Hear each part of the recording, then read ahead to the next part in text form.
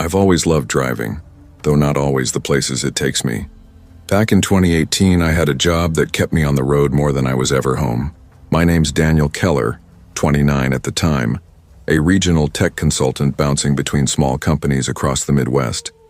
Not glamorous work, mostly Wi-Fi troubleshooting, server setups, rewiring old offices that smelled like dust and burnt coffee. Still, it paid the bills, and I liked the freedom. No boss breathing down my neck, no cubicle walls closing in. Just miles of road in my own schedule. The downside?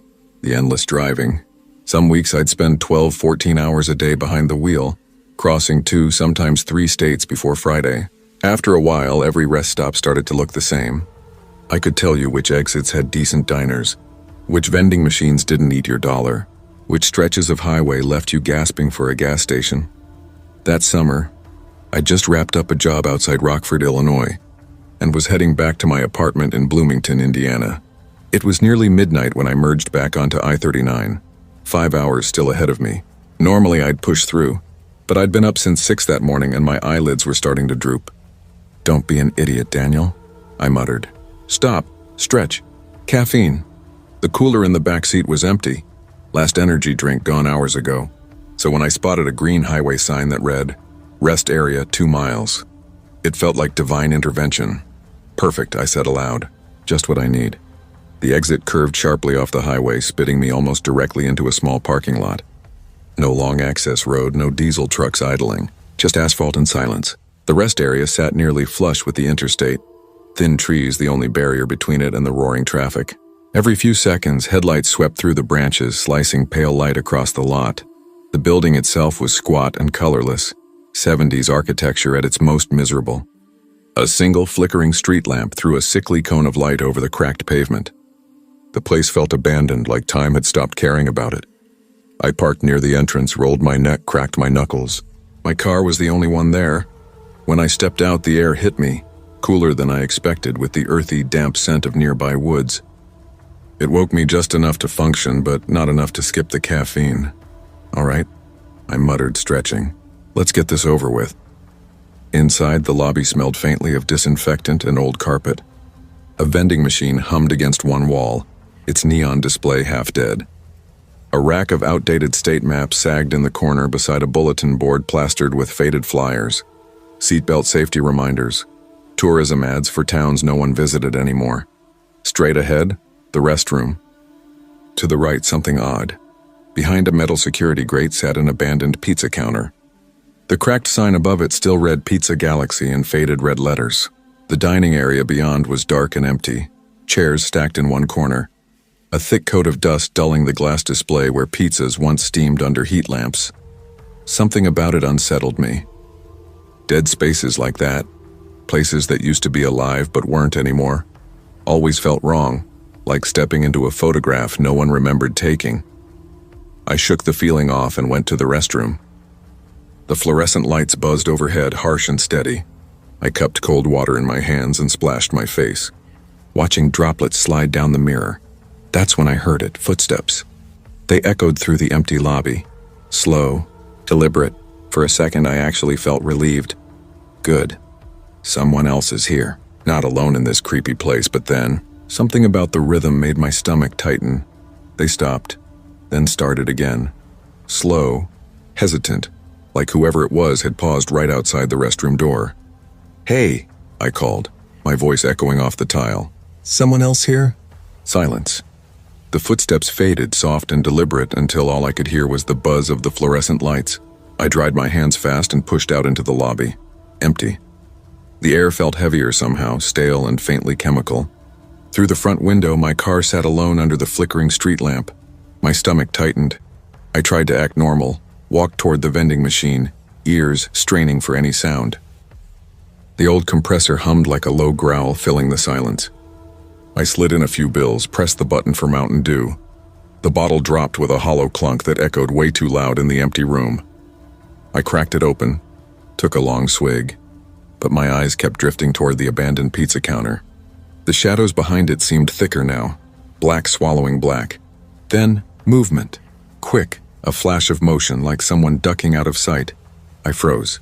"Hello?" My voice came out thinner than I meant. "Nothing." A bead of sweat slid down my back as I took a slow step backward. Every instinct screamed, "Leave. Now." I was almost at the exit when I heard it again, footsteps. Closer this time, faster. I spun around. He stepped into the weak cone of light, tall and skeletal, with long, greasy hair hanging around a gaunt, dirt-smeared face. His clothes were torn, caked with grime like he'd been sleeping rough for months. His eyes found mine, wide, glassy, unblinking. Then he started walking toward me. "Hey," I barked, trying to sound steady. "Back off," no answer. Just that jerky, eager stride, his breathing ragged. Too quick. My car was only a few steps outside, but something in me knew I wouldn't reach it in time. Adrenaline hit like a surge of electricity. I ran, boots hammering pavement, heart slamming against my ribs. Behind me, I heard him break into a run too, uneven but fast, the slap of his shoes echoing through the night. "Leave me alone," I yelled over my shoulder, no reply. Just the rhythm of his pursuit. I tore across the parking lot, veering hard toward the dark line of trees. The tall grass whipped against my jeans. Branches clawed at my arms as I shoved through. My breath came in short bursts, chest burning. Then silence. I crouched behind a thick tree trunk, gasping. My hands trembled as I pulled out my phone. 11, 911, what's your emergency? "There's a man," I whispered. He chased me. "I'm at a rest stop off I-39 near mile marker 104. Please, send someone. He's at my car right now." The operator's voice was calm, steady. "Stay hidden. Officers are on the way. Can you describe him?" "Tall, skinny, long hair. Looks homeless. He came out of the abandoned restaurant inside. Stay where you are. Don't approach him." "No danger of that," I muttered, clutching the phone like a lifeline. 10 minutes crawled by. Felt like an hour, before distant red and blue lights began flashing through the trees. Relief hit so hard my knees went weak. Still, I stayed hidden until I was sure. An officer got out, sweeping a flashlight around the building. The beam flickered past the pizza counter, then out toward the woods. For a split second, I thought I saw another shape dart deeper into the dark. When the officer rounded the corner and saw me stepping out cautiously from the trees, he lifted the light slightly. "You the one who called?" "Yeah," I rasped. My throat felt raw. "He was right by my car." The cop glanced toward it, then back at the building. When I pulled up, I thought I saw somebody run behind there. Checked it out, nothing. He's probably in the woods by now. "Who the hell hangs out in an abandoned restaurant at midnight?" I asked, still shaking. He exhaled, rubbing the back of his neck. "You'd be surprised. Junkies, drifters, people running from things. You did the right thing, running." Another unit rolled in. The two officers exchanged quiet words before one disappeared behind the rest stop again. The first one turned back to me. "We'll keep looking. For now, you can head out. Stick to lit, populated areas if you need to stop again tonight." I nodded, but my legs felt like wet sandbags as I walked back toward my car. The driver's side door was smeared with dirt. Handprints streaked like someone had gripped it hard. I climbed in, slammed the lock down, and just sat there breathing. Then I started the engine and drove. The rest of that drive was a blur. Every shadow along the shoulder looked like him. Every pair of headlights behind me felt like they were following. When I finally pulled into my apartment complex at 4 a.m., I didn't get out right away. I just sat there staring at the faint smudge on my door handle, heart still thudding in my ears. To this day, I don't know what that man wanted. Maybe to rob me. Maybe he lived in that abandoned pizza joint and thought I was trespassing. Or maybe it was something worse. All I know is if I hadn't trusted that voice in my head that night, I might not have driven away at all.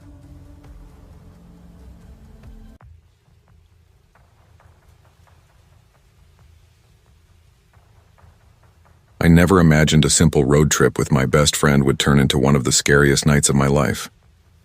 When I think back on it now, it's unsettling how ordinary it began. Just two college guys driving south for the summer.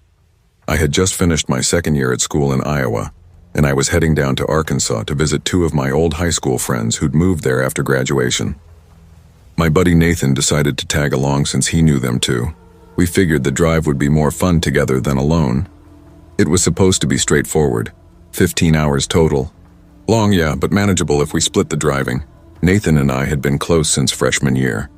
We'd bonded over late-night study sessions, terrible cafeteria food, and inside jokes that never stopped being funny. He was the kind of friend you could sit in silence with and not feel weird about it. On the way down, we kept things light, joked about all the gas station junk we were going to eat and how we'd probably regret it by the time we got there. It was late June, humid in the day, but with that cool, quiet kind of air that settles in after dark. We left around 5 in the evening thinking if we alternated behind the wheel, we'd make it to Arkansas sometime the next morning. I took the first shift. The drive started off perfect. The sky melted from soft blue to gold, then to that deep reddish orange that lingers before night completely takes over. Nathan played DJ, cycling through his endless playlists, classic rock, old emo songs, whatever kept us awake.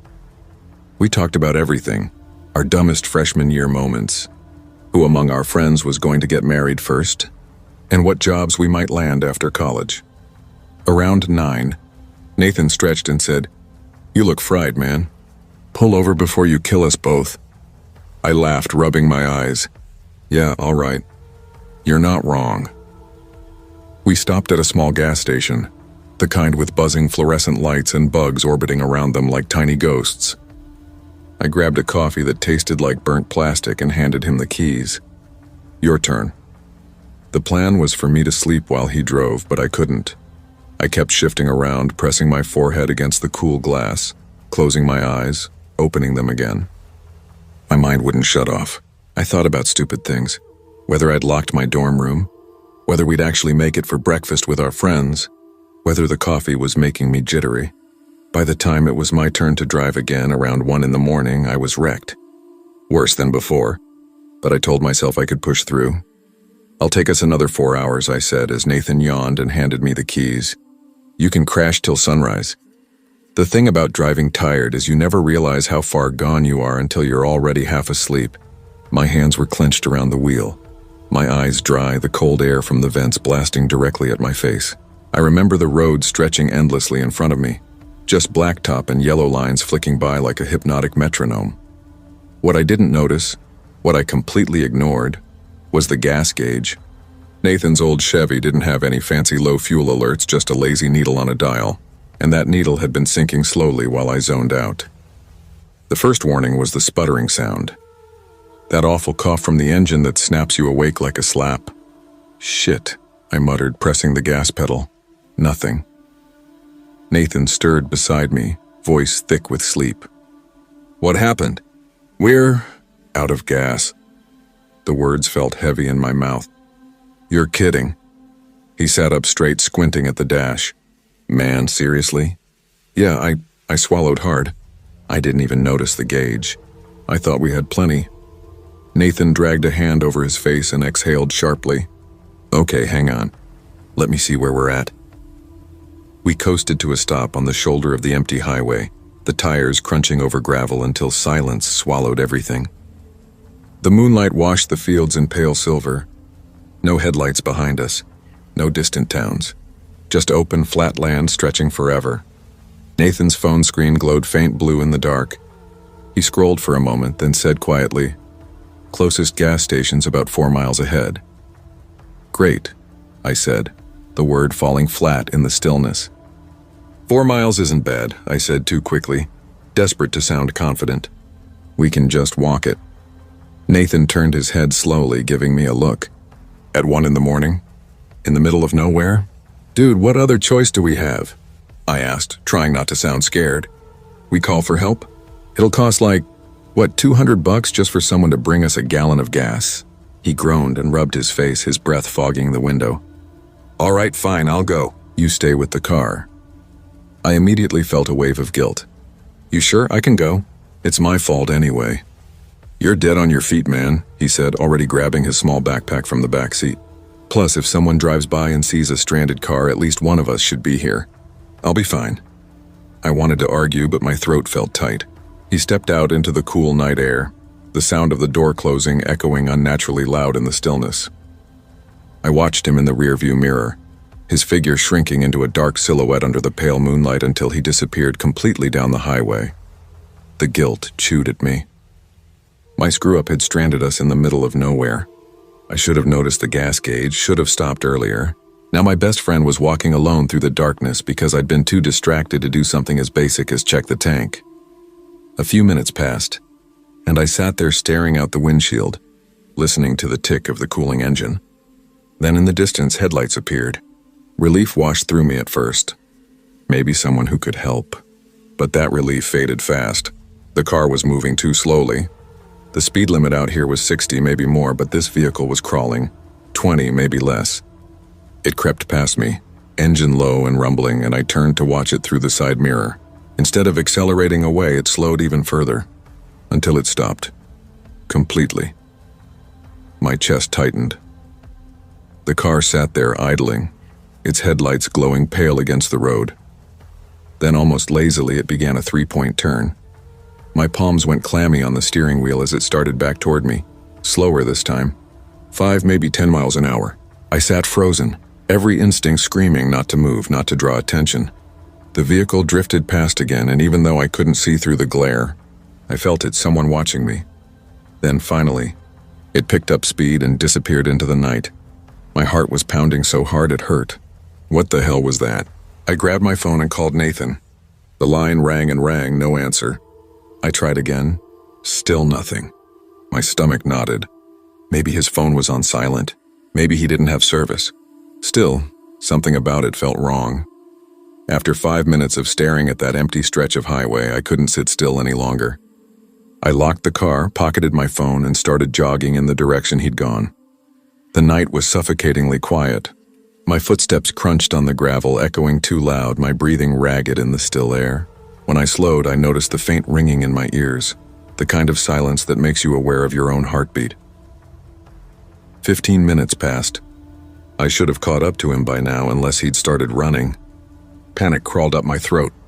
I pulled out my phone to try calling again when I heard it. Faint, distant, unmistakable. The sound of a phone ringing somewhere off the road. I froze.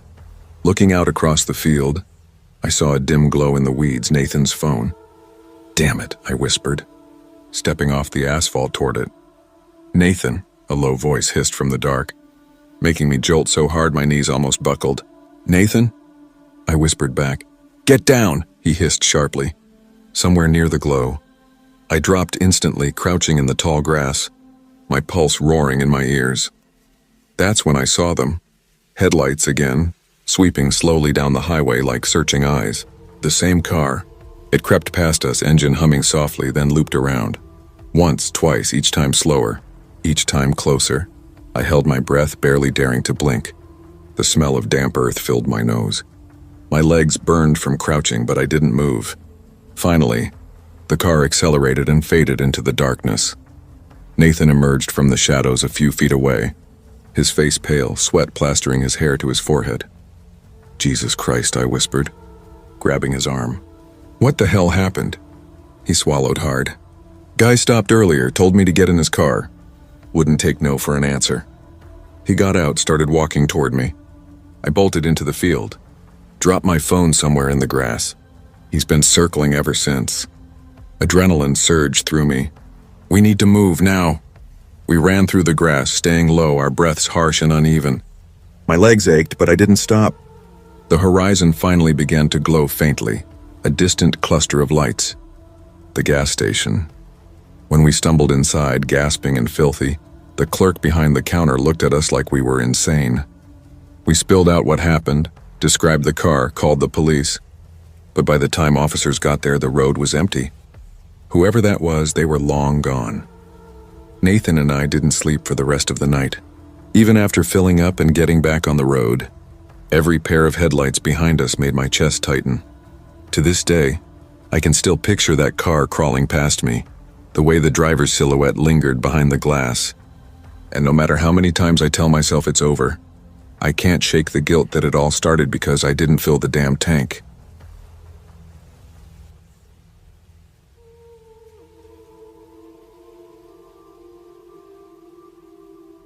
I never thought I'd be the kind of person who tells a story that still keeps me up at night, but here I am. My name's Adrian Cole. I'm 27. And last summer I went on what should have been a simple road trip with my girlfriend, Claire Morgan. We'd been together almost 3 years. Both of us had always talked about traveling, but money was tight. We couldn't just hop on a plane and fly across the country like some of our friends did. So a road trip felt like the next best thing. Cheap, spontaneous, and ours. Our first trip, 2 summers back, had been perfect. We'd driven north through Wisconsin and Minnesota, spent nights by quiet lakes, eaten at little diners where the waitress knew everyone by name. Campfires, cold beer, soft music. It was one of those weeks that felt like it could last forever. That trip bonded us in ways I didn't even realize at the time. So when Claire suggested another one last summer, I didn't hesitate. This time the plan was to drive from Kansas City all the way to Santa Fe, New Mexico. Neither of us had been. Claire wanted to photograph desert sunsets. She had this old Canon she never went anywhere without. And I just wanted to get out of the city, breathe air that didn't smell like exhaust. I had no idea that somewhere between those long stretches of empty highway, I'd end up standing in a gas station aisle at midnight, face to face with a man trying to take a child who wasn't his. The first day was perfect. We left Kansas City early, the sky still pale and quiet. The car smelled like coffee and sunscreen. Claire sang along to her playlist, leaning halfway out the passenger window to film cows, windmills, the endless flat horizon. We joked about how every town in Oklahoma seemed to have at least one sign advertising the world's best pie. By evening, we made it to Oklahoma City and checked into some mid-range hotel with carpet that smelled faintly of lemon cleaner. That night we ordered takeout, sprawled across the bed watching bad TV, laughing about nothing. Everything felt light, easy. The next morning, though, the drive felt heavier. Maybe it was the heat or the monotony of the interstate. We wanted to make it all the way to Santa Fe before dark, about 8 hours, give or take. But traffic and long breaks stretched it out. By sunset, we were still an hour and a half away. "Do you want me to drive for a while?" Claire asked, reaching across to squeeze my hand on the wheel. I shook my head, rubbing my eyes. "Nah, I've got it. Just need caffeine soon." She yawned. "Next stop coffee, deal?" "Deal." By about 10 that night, the gas gauge hovered near empty. A bright sign promised a truck stop a mile ahead. I pulled off. The place was bigger than I expected. Rows of pumps under harsh white lights, semis idling on one side, a huge convenience store glowing like a beacon. The air smelled like diesel and hot asphalt. A few families and truckers drifted in and out, the buzz of conversation mixing with the hum of engines. It felt safe enough. I filled up while Claire scrolled on her phone, then parked closer to the entrance. "I'll grab coffee if you want to find snacks," she said as we stepped inside. "Perfect. Get me something strong, black." "You're boring," she teased, rolling her eyes. "I'm getting caramel swirl, or something fun." Inside, the place was almost blinding. Rows of shelves, walls lined with candy, chips, beef jerky. The hum of refrigerators filled the air. At the far end, a small cafe counter glowed blue and white. Claire headed that way while I wandered through the snack aisle, scanning pretzel bags and energy bars. That's when I noticed them. A man and a child turned into my aisle. The man looked mid-40s, heavy-set with thinning dark hair and a faded gray jacket. His walk was stiff, almost mechanical. His hand clamped tight around the wrist of a little boy, 5, maybe 6, with messy blonde hair and bright sneakers that squeaked on the linoleum. The moment the man saw me, he froze. His whole body went rigid. Then, without a word, he tugged the boy back and turned around. I frowned. Something about it didn't sit right. Because I knew that kid. I'd seen him 10 minutes earlier walking in with a young couple and 2 older siblings, giggling, holding his mom's hand. That man wasn't with them. For a second, I told myself I was mistaken, that maybe the kid had wandered off and this was his dad. But the way the man's fingers dug into that small wrist, tight, possessive, almost painful, told a different story. It was like he was dragging the boy. The kid glanced over his shoulder as they turned away, his eyes wide and confused, scared even. For a moment I just stood there, frozen, heart pounding in my chest so hard it hurt. Then instinct took over. I stepped out of the aisle and scanned the store. The bright lights hummed overhead, the faint smell of coffee and diesel clinging to the air. At first I couldn't see them. Then I caught a glimpse near the back by the cold drink coolers. The man, who I'd later learn was named Carl Jensen, was hurrying the boy along the far wall toward the exit, glancing over his shoulder every few seconds like he expected someone to stop him. My stomach dropped. I'm not a hero. I'm not trained for this kind of thing. But something in me said if I didn't act right then, that kid might disappear forever. I cut across the store, moving fast enough that my shoes squeaked against the tile. My throat felt tight, my hands slick with sweat. I reached the front doors just seconds before they did. The man came up close, gripping the boy's hand so tight the child's knuckles were white. When he saw me standing there blocking the way, his brow furrowed. "Excuse me?" His voice was low, rough, like gravel. I didn't move. "Hold on a second. Is that your kid?" He blinked rapidly, face twitching. "Yeah, my son." I looked at the boy. His lips were trembling. "Hey buddy," I said softly. "Is this your dad?" The kid's eyes flicked to mine, wet and frightened. Then he shook his head. "No." My chest tightened. For a heartbeat, no one moved. Then Carl's jaw clenched. "He's just shy," he muttered. "Let's go." He tried to step around me, yanking the boy's arm, but I planted my foot and raised my voice. "Wait, I saw him come in with another family." "You need to stop." Heads turned. A couple near the register froze mid-payment. The cashier leaned forward, frowning. The air in the store changed. It felt heavier, quieter. Carl hesitated, eyes darting between me, the boy, and the gathering stares of the other customers. Then, without warning, he shoved the child away and bolted through the doors. The boy stumbled into my arms, his body trembling. I held him steady, adrenaline surging so fast it made my vision blur. Through the glass, I watched Carl sprint across the parking lot toward a beat-up white van. The engine roared to life, tires squealing as he peeled out and vanished into the night. The boy started crying, small hands clutching my shirt. Hey, it's okay," I whispered, but my voice shook. Claire came running, her coffee sloshing over the lid. "Adrian, what the hell just happened?" I could barely speak. "He tried to take him," I said, eyes still on the dark highway. "That man was trying to take this kid." Within minutes, chaos filled the store. Someone shouted they'd found the parents. The mother, Laura Henderson, collapsed to her knees when she saw her son, sobbing as she pulled him into her arms.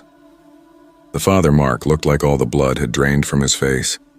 They had 3 other kids, a couple of teenagers and a little girl, standing behind them, crying and confused. One of the older boys admitted he was supposed to watch his brother while their parents ordered coffee. You could see the guilt written all over his face. The manager called the police. An officer arrived within 20 minutes, lights flashing through the glass windows. He took our statements, scribbling furiously in his notepad while I tried to recall every detail. The man's build, the jacket, the gray stubble, the van. But it all felt like smoke slipping through my fingers, impossible to hold on to. Carl Jensen was gone. By the time we finally got back on the road, it was close to midnight. The adrenaline had faded, leaving me shaky and hollow. Claire didn't say much. She just held my hand across the center console, her thumb tracing slow circles on my skin. After a long silence, she said quietly, "You probably saved that kid's life." "Adrian." I stared at the empty road ahead, headlights slicing through the dark. "Or maybe," I said, voice low, "I just delayed something that guy's been doing for a long time." Neither of us spoke after that. The hum of the tires on the asphalt was the only sound. Every white van that passed made my pulse spike, my fingers twitch against the wheel. The night outside the car windows looked endless. Even now, months later, I think about that boy, his wide, terrified eyes, the way he clung to me. I think about how easily Carl Jensen slipped away into the dark. The police never called with an update. No arrests, no follow-up. For all I know, he's still out there.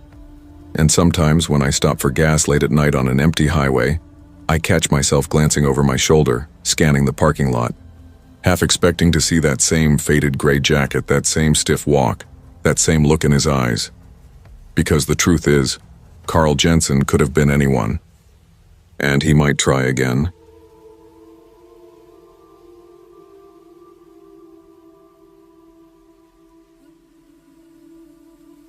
I never thought I'd be the kind of person to drive halfway across the country alone. But in the spring of 2018, that's exactly what I did. Back then I was 26, working at a printing company in Illinois. It wasn't a bad job, but it wasn't the kind that made you feel alive either. Each week was just a countdown to Friday, and when the weekend finally came, it slipped away before I could even catch my breath. The days blurred together, long, gray shifts under fluorescent lights, quiet evenings in my apartment, microwave dinners eaten in front of the TV's blue glow. I'd gone through a messy breakup the winter before, the kind that drains you slowly, leaving behind silence where your life used to feel full. In the months after, my social circle shrank more than I'd realized. Most of my friends were busy getting married, juggling kids, moving away. One of them, Alex Jensen, had moved to Texas about a year earlier. Alex and I went way back, high school, college, everything. We were those friends who could hang out for hours doing absolutely nothing, driving around aimlessly, grabbing burgers, laughing until our sides hurt about the dumbest inside jokes. When he moved south for a construction management job, he'd call me every few weeks. "Man, you've got to come out here," he'd say, voice full of energy. "It's different. Hotter than hell sometimes, but you'd love it. I'll take you to the lakes, get you some real barbecue. Just get in the car and drive down." For the longest time, I always had reasons not to. Work, bills, gas money, the usual excuses. But that spring, after months of the same gray routine, I hit a breaking point. One night, sitting in the dim light of my apartment, I scrolled through my phone and saw another text from Alex. "Alex, still waiting on you to show, man. What's it gonna take?" Me, one of these days, Alex, stop saying that. Just get in the damn car. I remember staring at that last message for a long time, the glow of the screen reflected in my half-finished beer. For once, I didn't overthink it. I just thought, why not? 2 weeks later, I requested a block of vacation days, packed up my old silver Camry, and decided I'd drive down to Texas. I could have flown, sure, but I wanted the road. I needed it. Something about the idea of open highways and empty miles felt like freedom, a way to shake off whatever version of myself had been collecting dust. I planned to make the drive in 2 days. Long but doable. I left before dawn the first morning, thermos of coffee steaming in the cup holder, playlists queued up, the horizon beginning to blush with light. The first few hours were beautiful. The world felt wide again. As I crossed through Missouri into Oklahoma, I rolled the windows down and let the wind whip through the car, the smell of fresh spring fields mixing with the faint exhaust of passing trucks. I stopped at small diners and nameless gas stations along the way, burgers, coffee refills, bags of chips, each stop blurring into the next. Every mile felt like progress, like maybe I was driving toward something better than what I'd left behind. By the time the sun dipped below the horizon, I'd been driving nearly 15 hours. My eyes burned from the endless stretch of asphalt, and my legs ached from sitting still too long. Outside, the world was turning that deep indigo that comes right before full night. The last streaks of orange fading behind me. The highway had emptied. Just a few headlights in the distance until it felt like I was the only person left moving through that dark, endless plain. My plan was simple. Make it to the small hotel I'd booked outside a town called Willow Creek, Texas. Alex had told me to stop there for the night instead of trying to push all the way to his place. "You'll be wiped out," he'd said. "It's quiet though, good spot to crash." It was about 30 minutes off the main interstate. Nothing fancy, but the reviews looked fine. At around 10:30 p.m., I checked my GPS. 30 minutes left, manageable. I could almost feel the relief of tossing my bag on the bed, taking a hot shower, and collapsing into the sheets. I was just watching the little blue dot crawl along the road on my phone when, without warning, the screen flickered once, then went completely black. At first I thought I'd brushed the power button by accident. I tapped the screen. Nothing, held it down. Still nothing. "Come on," I muttered, thumbing it again. The screen stayed black. "Not now. Please, not now." I reached for the car charger, a cheap gas station knockoff I'd bought months earlier for $5. It had always been finicky, the kind that only worked if you found the exact angle and didn't breathe wrong.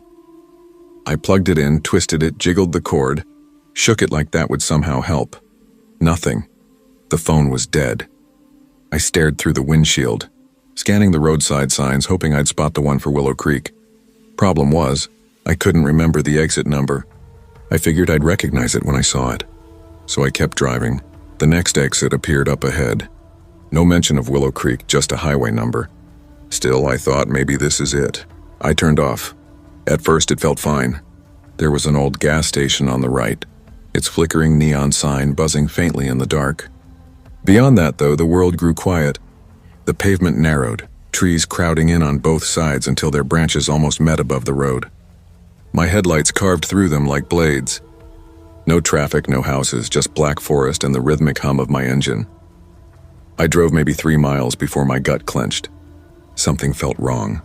This didn't feel like the road to any hotel.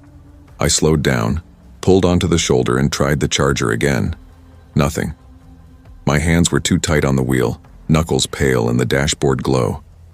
The silence around me felt heavy, pressing in through the windows. Then I saw them, headlights far back in my rearview mirror. At first, I felt a flicker of relief. Another car. I wasn't alone out here after all. But as it got closer, the relief soured. The car slowed and pulled over behind me. Not beside me, behind me. Several car lengths back. Its headlights stayed on, flooding the inside of my car with white light. I waited. 1 minute, 2, no one got out. No one passed. The car just sat there idling, watching. A cold prickle crawled up the back of my neck. "All right," I whispered to myself, forcing my voice steady. I shifted into drive. I eased back onto the road. The moment my tires hit the pavement, the car behind me rolled forward too. My stomach dropped. I drove another mile. The car stayed right there, just far enough back to keep me guessing. I turned down a narrow side road hoping it would cut back toward the highway, or at least shake him. The car followed. Another turn. Still there. By now, adrenaline was coursing through me, burning away every trace of fatigue. My hands shook on the wheel. "He's following me," I said out loud, my voice trembling. "He's actually following me." The road grew darker. There were no streetlights out here, just the cold glow of my headlights cutting through the trees and the unwavering glare of his behind me. I knew I couldn't just keep driving deeper into nowhere. I had to get back to the interstate. So I came up with a plan. I slowed down, pretending to pull over again, hoping he'd pass. Instead, his car slowed too, mirroring me perfectly. That's when instinct took over. I slammed the wheel hard left, tires shrieking against gravel, and made a U-turn. Dust exploded in my mirrors. But he was faster than I expected. His car swerved across the road ahead of me, blocking almost the entire lane. The headlights dimmed and his engine cut off. For a split second, everything went silent. Then the driver's door opened. A man stepped out. Mid-30s maybe, baseball cap pulled low, dark jacket. His face was swallowed in shadow, but something about the way he moved made my stomach lurch. He wasn't walking. He was coming for me fast, his footsteps thudding against the asphalt as he broke into a jog straight toward my window. I didn't think. I just hit the gas. The car lurched forward, tires spitting gravel. I swerved off the road and into the grass, the front bumper slapping against weeds and dirt. For a terrifying moment, the wheels spun uselessly, whining, and I thought, this is it, I'm stuck. But then they caught traction, and the Camry shot forward, the engine roaring. I barely squeezed past his car, the side mirror brushing against his bumper as I sped through. In my rearview mirror, I saw him sprinting back to his vehicle. "Go, go, go, go!" I yelled, voice shaking, foot pressed to the floor. The road twisted, trees closing in like walls. My eyes flicked between the windshield and the mirror, every nerve screaming. I took the first turn I saw, then another, random, desperate. Finally, I killed my headlights and plunged myself into pitch black. The only sound was my heartbeat pounding in my ears. I pulled over on a narrow dirt lane and shut off the engine. The silence that followed was suffocating. I sat there, gripping the wheel so tightly my fingers ached, listening for an engine, for crunching gravel, anything. 10 minutes crawled by. Then 15. Nothing. No headlights, no sound. Just the soft tick of the cooling engine and the rasp of my own uneven breathing. Eventually, I forced myself to move again. I found my way back toward the highway, inching along until a sign for Willow Creek appeared in the dark. My whole body sagged with relief. I followed it carefully this time, every shadow on the roadside making me flinch. When I reached the gas station again, I pulled in. The bright lights felt like salvation. I went straight inside and bought a brand new phone charger, my hands trembling as I handed the cashier a handful of crumpled bills. The hotel was only 5 minutes from there. When I finally parked in front of it, I sat in the car for a full minute before I could make myself open the door. Inside my room, I locked the door, drew the curtains tight, and collapsed onto the bed without even changing clothes. I didn't sleep much that night. Even now, years later, I think about that man, the way he angled his car across the road, the way he ran at me without hesitation, And I know with absolute certainty that if my tires had spun 1 second longer, or if I'd frozen instead of flooring it, I wouldn't be here to tell you this.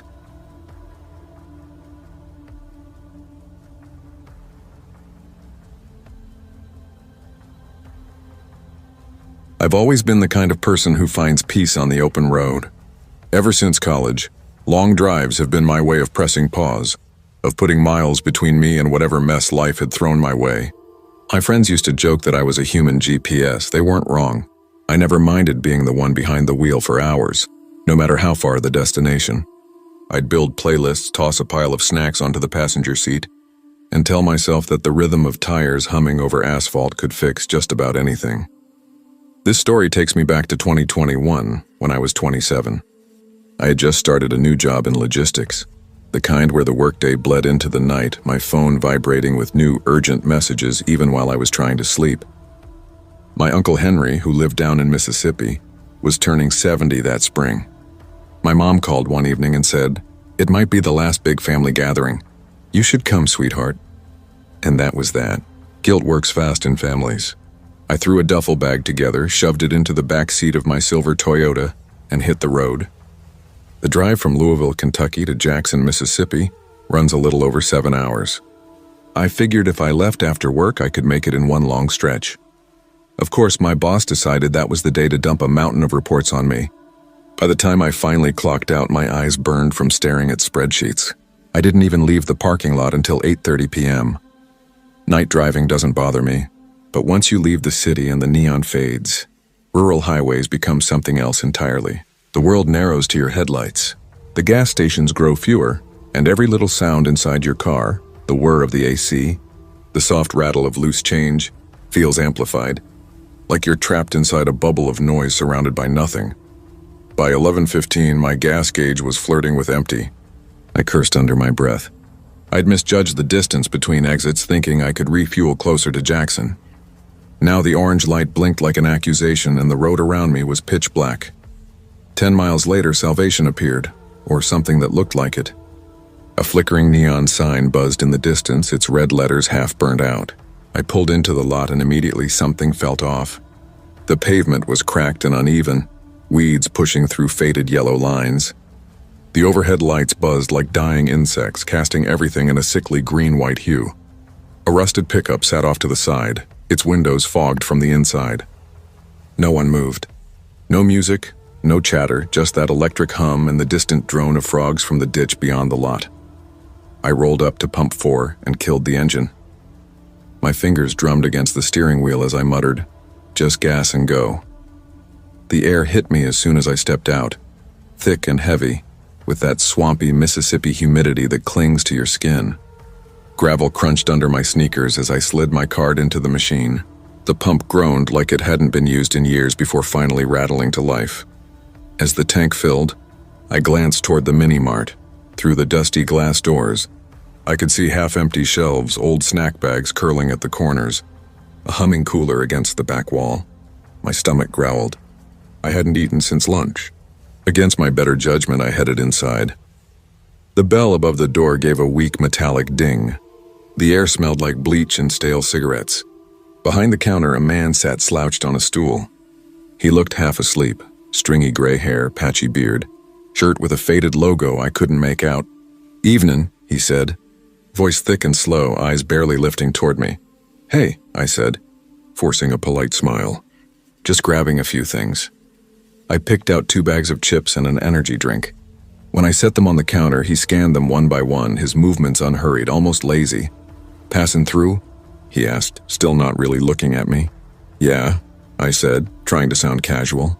"Heading to Jackson. Family thing." That got his attention for a second. His eyes flicked up and lingered on me, studying. Then he gave a small nod and muttered, "Safe travels." "Thanks," I said softly, taking the receipt. The door creaked as I stepped back outside. The night felt even thicker now, the kind that made your breath sound too loud in your own ears. I started walking toward my car when I noticed it, a black sedan, parked 2 spaces down from mine. It hadn't been there before. Its headlights were off, but the low hum of an idling engine filled the silence. The windows were tinted so dark I couldn't see a thing inside. My pulse quickened. I told myself it was nothing, just another late-night traveler, but something about it felt wrong. I quickened my pace, tossed my snacks onto the passenger seat, and slid behind the wheel. My hands trembled as I gripped the steering wheel. "Don't overthink it," I whispered to myself. "Just drive. People stop for gas all the time." That's what I kept telling myself as I started the engine and pulled out of the lot. For a few blissful miles, it was just me and the road again. The beams of my headlights slicing through the dark, the hum of the tires filling the silence. I cracked open the energy drink, the metallic tang of caffeine mixing with the faint smell of gasoline still on my hands. My pulse began to settle. Then I checked my rearview mirror. The black sedan was there. Its headlights had flicked on, two pale orbs floating steadily behind me, unwavering. My gut tightened. Coincidence, I thought. Same direction, just a late-night traveler like me. But after 10 minutes, it was still there. Every curve I took, every dip in the road, every lonely stretch of highway, it matched me, perfectly, like it was tethered to my bumper. My palms started to sweat on the steering wheel. I could feel my heartbeat in my fingertips. "Okay," I whispered. "Let's see how real this is." At the next intersection, I flicked on my blinker and made a sudden left onto a smaller road. Gravel spat out from under my tires, the sound sharp and violent in the quiet night. The trees pressed closer, their shadows flashing in and out of my headlights. The black car followed. "Shit." My voice cracked, the word trembling in the air. My throat went dry as the sedan sped up, its engine snarling like an animal. It swerved into the opposite lane until it was right beside me. For a split second, I saw the driver, a silhouette tall and thin, with wild, shoulder-length hair whipping around his face. Then he jerked the wheel, veering toward me. "Back off," I shouted, gripping the steering wheel so tight it hurt. I slammed the accelerator, the Toyota groaning as it shot forward. The speedometer climbed past 80. My car rattled, metal trembling, the night a blur around me. But the sedan stayed close, its headlights flooding my mirrors. The sound of its engine growing louder and louder until it was all I could hear. Adrenaline surged through me. My chest burned. I spotted a slight curve ahead, an opening in the road. Without thinking, I jerked the wheel hard, managing to slip in front of him. For one fleeting second, I thought I'd shaken him. Then my tires hit loose gravel. The steering wheel jerked violently in my hands. "No, no, no," I tried to correct, but it was too late. The car skidded sideways, the world spinning in white light and screaming metal before the ditch swallowed me. The impact slammed through my body, a hard, wet crunch that rattled my teeth. The Toyota came to a stop, groaning like it was alive and in pain. The engine sputtered once, then died. Airbags hadn't deployed. Thank God. I sat there, chest heaving, the smell of burnt rubber thick in the air. Come on, come on. My hands fumbled for my phone. The screen lit up, no signal. Just a mocking gray X where the bars should have been. I shoved the door open and stumbled out. My legs felt like rubber. Crickets screamed from the ditch. The night pressed in on me, heavy and suffocating. The black sedan was idling 20 feet away, engine purring low. Then it cut out. Silence. The driver's door creaked open. What stepped out made my blood turn to ice. He was tall, wiry but tense, like something wound too tight. His hair was long and greasy, hanging past his shoulders. His face looked wrong, his jaw crooked, set unevenly as if it had once been broken and never healed right. Scratches ran down his arms and across his cheeks, fresh and inflamed, like he'd clawed at himself. And his smile, God, that smile, was wide and wild. A stretch of yellow teeth that didn't touch his eyes. "Evenin'," he rasped, mocking the cashier's drawl from earlier. My breath hitched. "Look, man," I said, my voice trembling. "I don't want any trouble. Just leave me alone, okay?" He tilted his head, that awful grin widening. "Trouble finds who it wants." Before I could react, he lunged, faster than I thought humanly possible. His hands clamped down on my arm and then pain.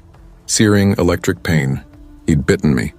His teeth sank deep into my forearm, tearing through skin. "Get off!"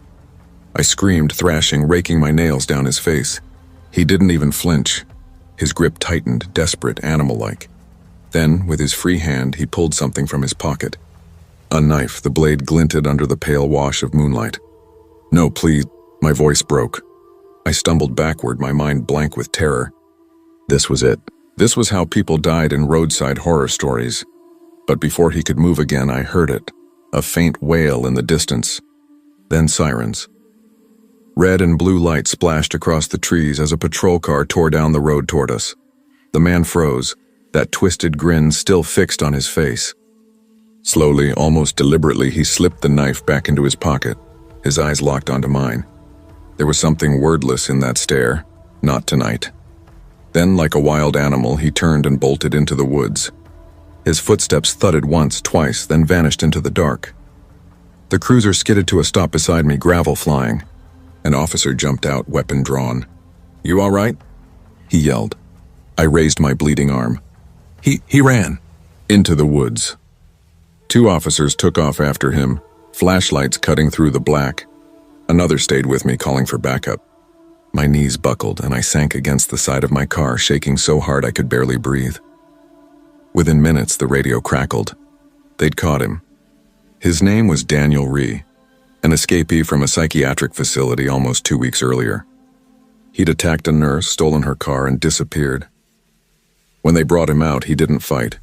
He just stared at me through the cruiser window, his face pressed to the glass, that same crooked grin stretching ear to ear. He didn't blink. Didn't stop smiling. The officers wrapped my arm in gauze and called a tow for my car. I rode with them into town, numb, my body still shaking even though the danger was over. I made it to Jackson the next afternoon in a rental. My uncle's birthday went on as planned. Laughter, music, the smell of barbecue. But I couldn't join in. Every time someone smiled, I saw his smile instead. Even now, years later, when I drive at night and catch my reflection in the rearview mirror, I still half expect to see those tinted headlights behind me again, because if the police had been even a few minutes later, I wouldn't be here to tell this story.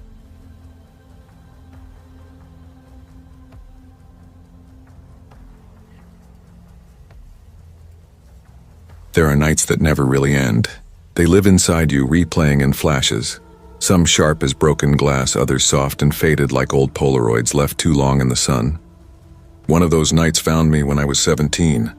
Back then I didn't know it would mark me. I wasn't chasing anything dramatic, just freedom. The kind that comes from being somewhere my parents couldn't reach, where their voices couldn't tell me what time to be home. I grew up in Harwood Hills, a small town caught between endless forests and long, echoing highways. My parents weren't cruel, but my dad had rules, his kind of order. No nonsense. No late nights. No trouble. My mom followed suit, though she softened the edges. She worried constantly, like it was her nature to. That winter the cold came early. The roads turned slick before Christmas lights even went up. It should have felt cozy. Firelight, books, the hum of the heater, but I couldn't sit still. The air itself felt too small. My friends Ryan and Liam were the same. The 3 of us had been orbiting each other since middle school. Our friendship born from boredom and a shared hunger for something, anything different. We didn't have to say it out loud. The rules in Harwood Hills weren't made for us. That December, we came up with what felt at the time like the perfect idea, an all-night drive. No destination, no curfew, no one to tell us what to do. Just the highway lights and the hum of the engine. I drove a '90 Mustang GT, my pride and joy. It was loud enough to make you feel invincible, fast enough to make you believe it. I picked up Ryan first. He practically leapt into the passenger seat, grinning from ear to ear. "Dude, my mom thinks I'm crashing at Liam's," he said, holding up a duffel bag. "She even packed pajamas, can you believe that?" I laughed, shaking my head. "Don't worry, your secret's safe. Tonight it's just us." When we swung by Liam's place, he slid into the back seat, rubbing his hands for warmth. "I hope this is worth it," he muttered. "Never been out this late without getting chewed out." "It's worth it," I said, turning the key. The Mustang roared to life, the sound rumbling through my chest. The night suddenly felt electric. Cold air cut through the cracked windows, sharp against our faces. For the first time, it felt like the whole world belonged to us. At first, we just drove. Downtown Harwood Hills was dead quiet, storefronts dark, streetlights throwing pale reflections across the wet pavement. We looped past the high school, then past the shuttered grocery store, before hitting the highway that stretched toward Silver Creek, a small tourist town about 45 minutes away. It must have been around 2 in the morning when Ryan leaned back, sighing. "This is too boring. I thought freedom meant doing something crazy." Liam shrugged, half asleep in the back. "We're free. Isn't that enough?" I caught his reflection in the rearview mirror. You're missing it, man. Free means doing what scares you, taking chances. Tonight's our night. Ryan grinned, nodding along as I cranked the volume. We laughed over the music, the kind of laughter that feels bigger than it should. The windows were down, wind howling through the car, cold biting at our ears. When Silver Creek finally appeared, its flickering neon signs painted the dark in reds and blues.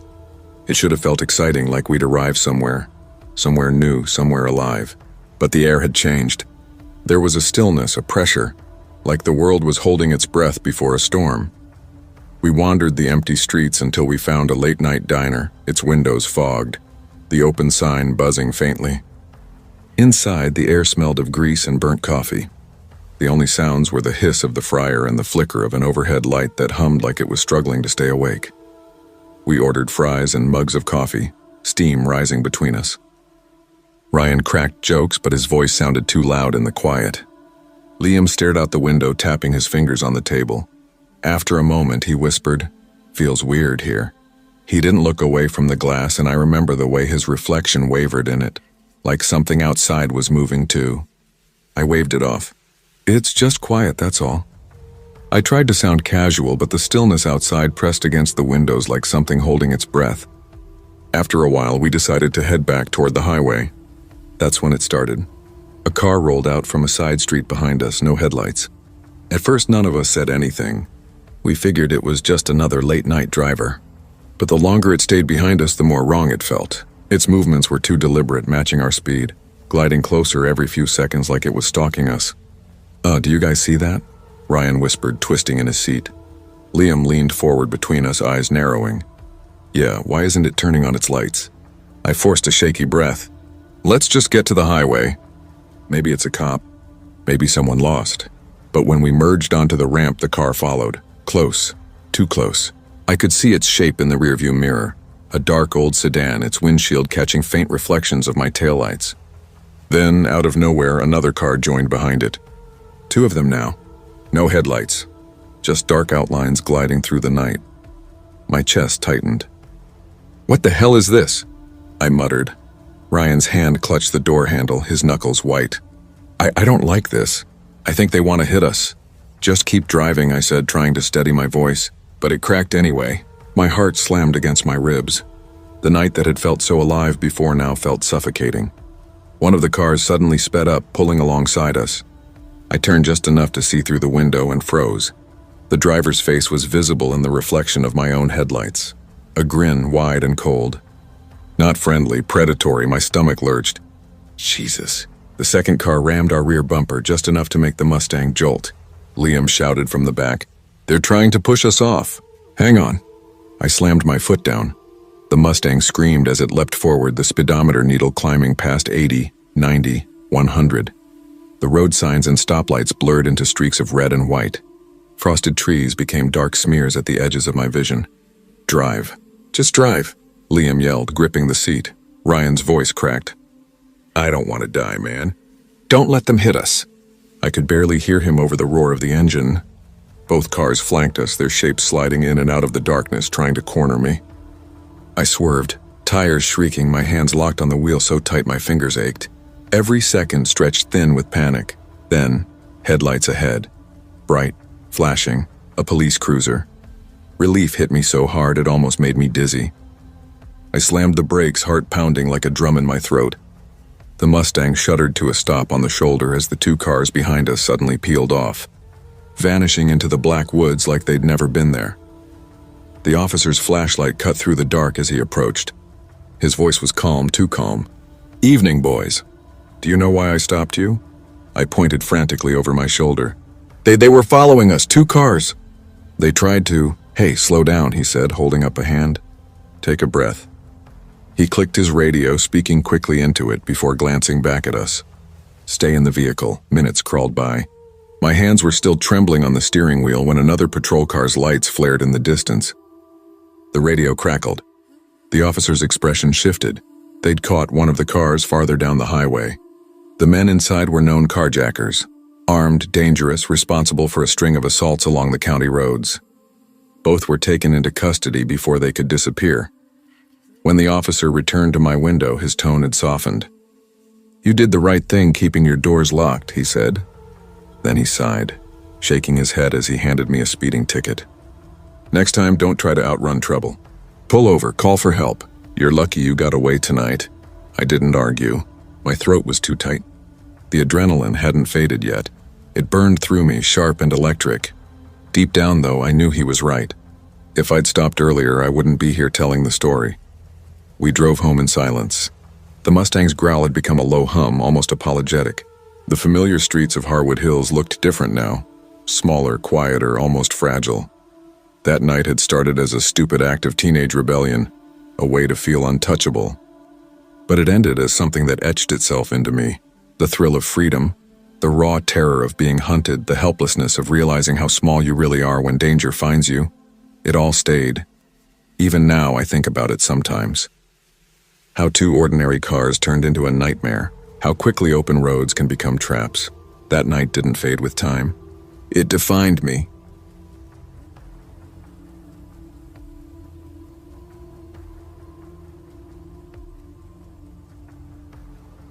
I never planned on taking that road trip.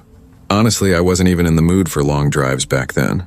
But my best friend, Caleb Dorsey, had a way of pulling me into things. Caleb was the kind of guy who made life look easy. Always laughing, never stressed, always chasing the next stupid adventure. He believed the best stories came from bad decisions. We'd been inseparable since middle school, the kind of friendship built on scraped knees, late-night bike rides, and whispered plans about how we'd make it big someday. But by our early 20s, life had started to pull us in opposite directions. I just quit a warehouse job that felt like it was slowly draining the life out of me. 10-hour shifts under the hum of fluorescent lights that made my head ache and my brain buzz. Managers barking orders. The same metal carts clanging against concrete floors every night. I'd started feeling like I was becoming one of the boxes I stacked, sealed up and disposable. Caleb, though, floated through life like it was a game. Bartending 1 month, helping his uncle with construction the next. Never worrying about rent, the future, or anything really. One evening, out of nowhere, he called. "Ethan," he said, his voice alive with that restless energy I'd missed. "Pack a bag." I frowned, half smiling. "What?" "I'm serious. We're hitting the road." I laughed, rubbing a hand over my face. "Where the hell are we even going?" "Doesn't matter, north, through the woods. Small towns, back roads. None of that interstate crap. Just you, me, and freedom." I hesitated. "You know I hate long drives," he chuckled. "Come on, man. When was the last time we did anything that wasn't planned, safe, or boring? We need this. Trust me, you'll thank me later." He was persistent, and he wasn't wrong. My life had turned into a blur of work and exhaustion. Against my better judgment, I said yes. By Friday, I'd packed a backpack, spare clothes, snacks, a few too many energy drinks.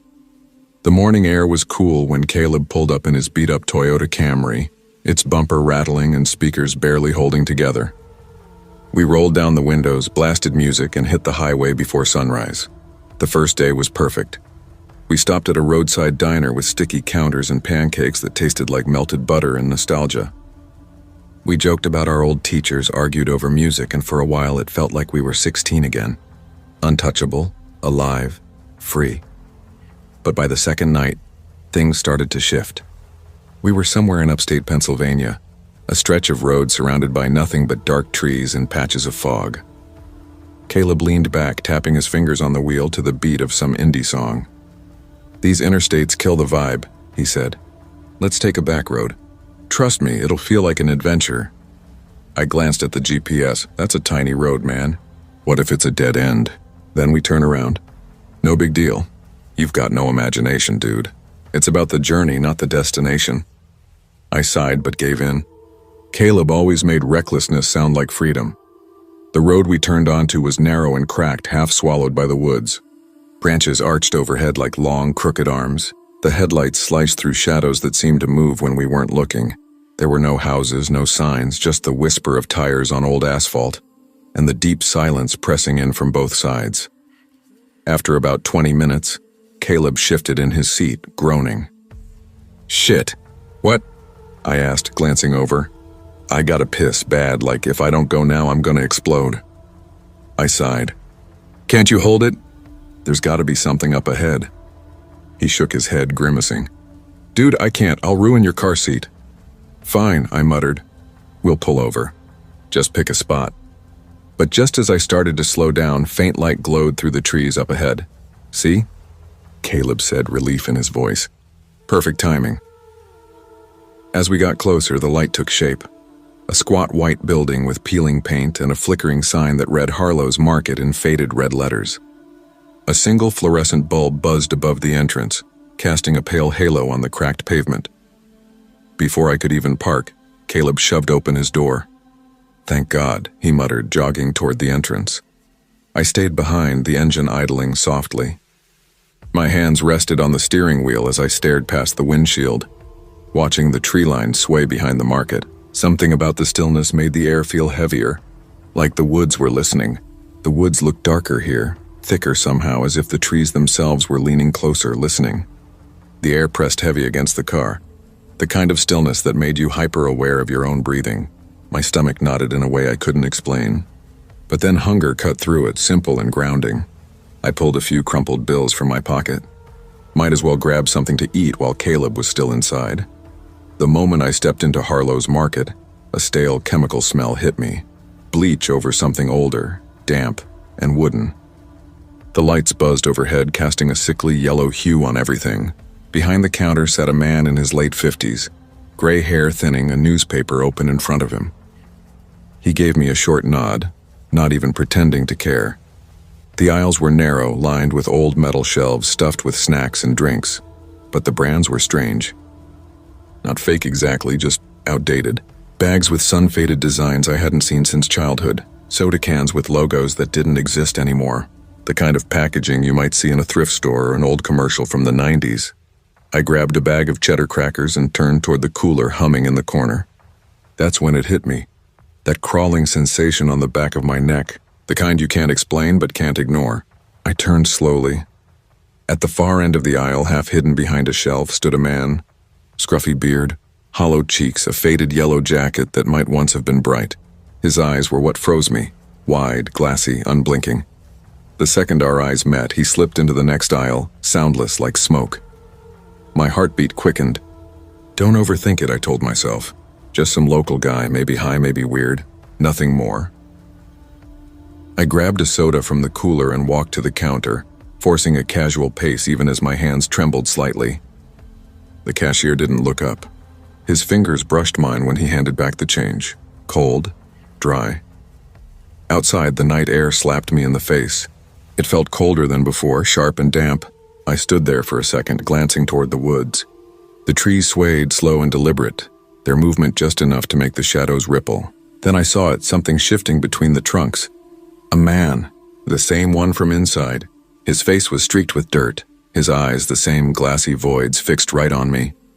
We stared at each other across the parking lot, the silence stretching thin as glass. Then his lips twitched open and I heard a whisper, faint, almost swallowed by the wind. Hell. No, my chest tightened. I stumbled backward, nearly tripping over my own feet before diving into the car. The locks clicked down under my shaking thumb. I fumbled for my phone. Me. Dude, hurry up. There's a creepy guy outside the store. He's watching the car. A minute later, my screen lit up. Caleb. Relax, just finishing up. Biggest dump of my life. Be right there, classic Caleb. Even when things felt wrong, he joked. I didn't even smile. My eyes stayed glued to the tree line. The man hadn't moved. He was still there, half swallowed by shadow. Then behind him, movement, subtle at first. Shapes emerging, 3 of them, tall, broad-shouldered, draped in dark, uneven fabric that hung loose and heavy. They didn't walk so much as drift, stepping out from between the trees like the darkness itself had grown legs. My throat went dry.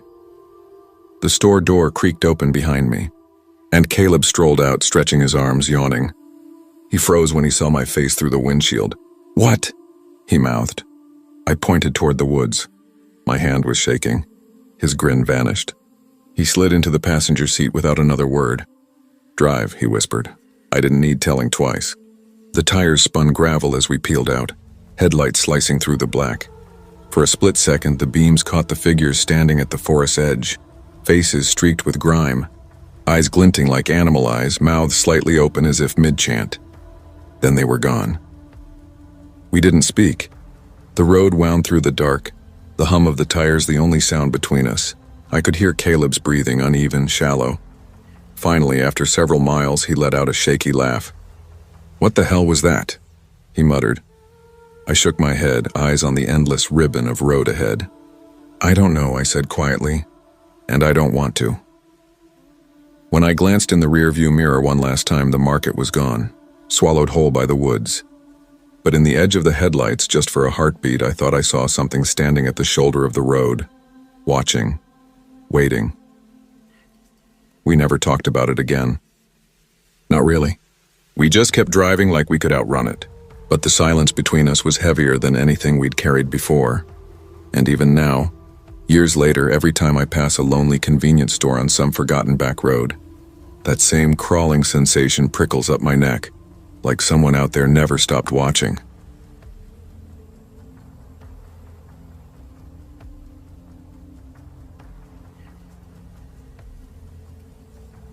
I never liked long drives, but that winter I didn't have a choice.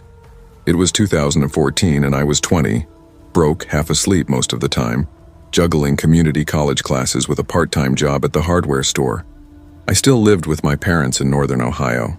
Rent was out of the question, so every morning I made that half-hour commute to campus, telling myself it wasn't so bad. Every Christmas, we had this tradition: drive 2 hours across state lines to my mom's hometown in Pennsylvania to spend the weekend with her side of the family. Normally, we all piled into my dad's Chevy together, the trunk stuffed with presents and casserole dishes. But that year, the schedule didn't line up. My parents left early Friday morning. I still had a full day of classes and a closing shift at work, so the plan was for me to drive down that night and meet them there.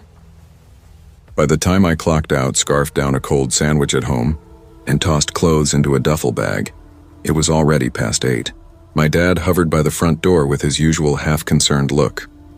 "Keep your eyes open out there. It's freezing," he said, handing me my gloves. "I will," I promised, zipping my coat. My mom hugged me once, then again, tighter the second time. "Text me when you get there," she whispered. I smiled to ease her worry. "Relax, it's only 2 hours." "I'll be fine." I wasn't. At first, though, it was peaceful. The highway stretched out black and empty under a low white moon. Most travelers had already reached wherever they were going. It was just me, the hum of my old Chevy's engine and the soft amber glow of the dashboard. The radio played one of those local stations that can't decide between classic rock and Christmas music. Hotel California bled into silent night. Somehow it made me feel safe, like being suspended between childhood and adulthood. I thought about all those Christmas drives from the back seat, watching taillights blur while my parents talked softly up front. That warm nostalgia lasted right up until the moment the car started making a new sound. A faint metallic rattle, like coins swirling inside a tin can. I frowned, leaning closer to the dash. "Come on, don't start with me," I muttered. It wasn't unusual for the old Chevy to complain. The car was a hand-me-down from my uncle, held together with duct tape and prayers. I pressed the gas a little harder, and that's when I felt it. The pedal gave resistance, like it had suddenly grown heavy under my foot. What the hell? I pushed it all the way down. The car barely accelerated. A cold realization spread through me. Not the battery, not the engine, gas. The fuel gauge had been broken for months, but I'd meant to fill up after class. Then work ran late and I was rushing, and it just slipped my mind. My heart dropped. Outside, the road was swallowed by darkness. No lights, no towns, just skeletal trees and white fields frozen under moonlight. I coasted to the shoulder as the car coughed, sputtered, and died. The headlights dimmed until only the faint glow of the hazard lights pulsed weakly against the snow. "Perfect," I said out loud, voice echoing in the quiet. "Just perfect." I sat there for a while, breath fogging the windshield, trying to think. I could call my parents, but they were already hours away at my aunt's. A would take forever. Then I remembered a small town about 20 minutes up the road. We'd stopped there once before. There had been a 24-hour gas station, a squat building with buzzing fluorescent lights. That was enough. I pulled on my gloves, zipped my coat higher, and stepped into the cold. The air hit me like a slap, sharp, metallic, almost sweet in that winter way. My sneakers crunched over frost as I started walking along the shoulder. Every few minutes, a semi roared past, the gust of wind whipping my hood and nearly throwing me off balance. For the first few miles, it was just me and the sound of my footsteps. The silence pressed against my ears, broken only by the occasional hiss of tires on wet asphalt far behind me. Time felt strange, like I'd been walking for hours even though I knew it hadn't been that long. Then, at last, a faint shimmer appeared ahead, a strip of white-blue light flickering weakly through the trees, the glow of fluorescent bulbs. I let out a shaky breath and muttered, "Thank God." For the first time that night, I felt a sliver of relief. Relief flooded through me the moment I spotted the glowing lights. Inside, the air was warm and heavy with the stale scent of burnt coffee and cleaning chemicals. A single heater hummed in the corner. The cashier, a pale guy in his 30s wearing a crooked Santa hat, barely looked up from his phone as I grabbed a plastic gas can from the shelf. His voice was flat when he said, "Need a receipt?" "No, I'm good," I muttered, handing him a crumpled 20. Outside, the wind cut through my coat as I filled the container. My fingers burned from the cold, stiff and red. When the gas finally sloshed near the top, I screwed the cap on and exhaled a shaky laugh. Could have been worse, I told myself. At least I'm not stuck here all night. I wish that had been true. The walk back felt twice as long. The world had gone silent except for the crunch of my shoes on the frozen shoulder. Each step echoed against the trees that pressed in on both sides, black silhouettes bending under the weight of snow. I couldn't help glancing over my shoulder every few seconds. I didn't know what I was expecting, another car maybe, or just movement, but the emptiness made my chest tighten. By the time my car came into view, my hands were so numb I could barely twist the gas cap off. I poured the fuel in, the smell sharp and chemical against the night air, then slid into the driver's seat. My breath clouded in front of me as I turned the key. The engine sputtered, coughed, then roared back to life. I actually laughed. "Hell yes," I whispered, pounding the steering wheel. The tension drained out of me all at once. I flicked on the headlights and froze. A man stood in the beam, maybe 50 feet away, directly in front of my car. He hadn't been there before. I would have seen him. The road behind him was empty. No cars, no lights, no reflection of a phone or flashlight. Just him, motionless in the pale wash of my headlights. He started walking toward me. Slow, steady steps, each one deliberate. My fingers clamped around the steering wheel. My first thought was to throw the car in reverse, get the hell out of there. But before I could, he stepped up close and rested his hands on the hood, peering in through the windshield. His face was shadowed by the glare, but I could make out a stubbled chin, hollow cheeks, eyes that didn't blink. I cracked the window an inch. "Can I help you?" My voice sounded calmer than I felt. "Hey," he said, voice low, casual, almost friendly. "Sorry to bother you. My car broke down just up the road. Think you could give me a lift?" I stared at him. "Up the road?" I repeated. "I just walked from that way. Didn't see any car." He went still for a beat. Then a small smile tugged at his lips. "Must have missed it. It's pulled off a ways." Something about that smile made my stomach knot. His tone wasn't a request, it was a test. "Look, man, I really can't," I said, forcing my voice to stay even. "I'm already late. My family's waiting." He didn't move, just stood there, leaning on the hood, staring at me through the glass. After a long silence, he tilted his head slightly like he was studying me. "All right," he said softly. "Maybe you got a bottle of water or something? Been walking a long time." My pulse thudded in my ears. I did have water bottles in the glove box, but reaching for one meant looking away, bending forward, giving him an opening. I forced a shaky smile. "Yeah, sure. One sec." He took a small step closer. That was enough. I slammed my foot down on the gas. The tires spun before gripping the pavement, the car jerking forward. He stumbled back, arms flailing, then a horrible sound ripped through the night. Metal on metal. A shrieking scrape along the passenger side like claws dragging across steel. I didn't look. Didn't slow down. I just kept driving, the steering wheel rattling under my trembling hands. For a split second in the rearview mirror, I thought I saw him, running after me. His arms pumping too fast, too sharp, like his joints didn't quite work right. But when I blinked, the road behind me was empty. I didn't stop until I saw my aunt's house. The lights were on, glowing warm through the frost-covered windows. My parents were already outside waiting. My mom rushed over, her face pinched with worry. "Sweetheart," she gasped, eyes going wide. "What happened to your car?" I turned. The entire passenger side was shredded. Long, jagged gouges carved deep into the metal. The paint peeled back in curling strips. It looked like something had tried to tear its way in. My dad frowned, running a hand over the damage. "You hit something?"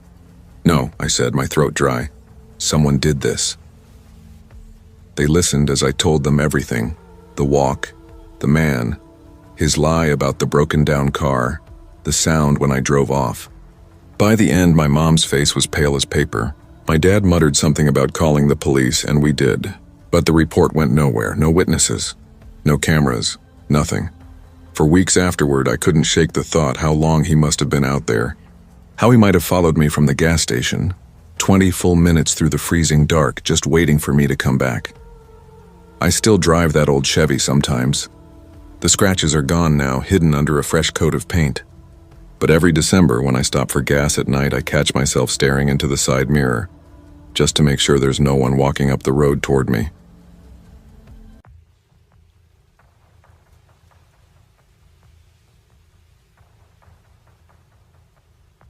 I've always loved long drives, but I'd be lying if I said they didn't wear me down.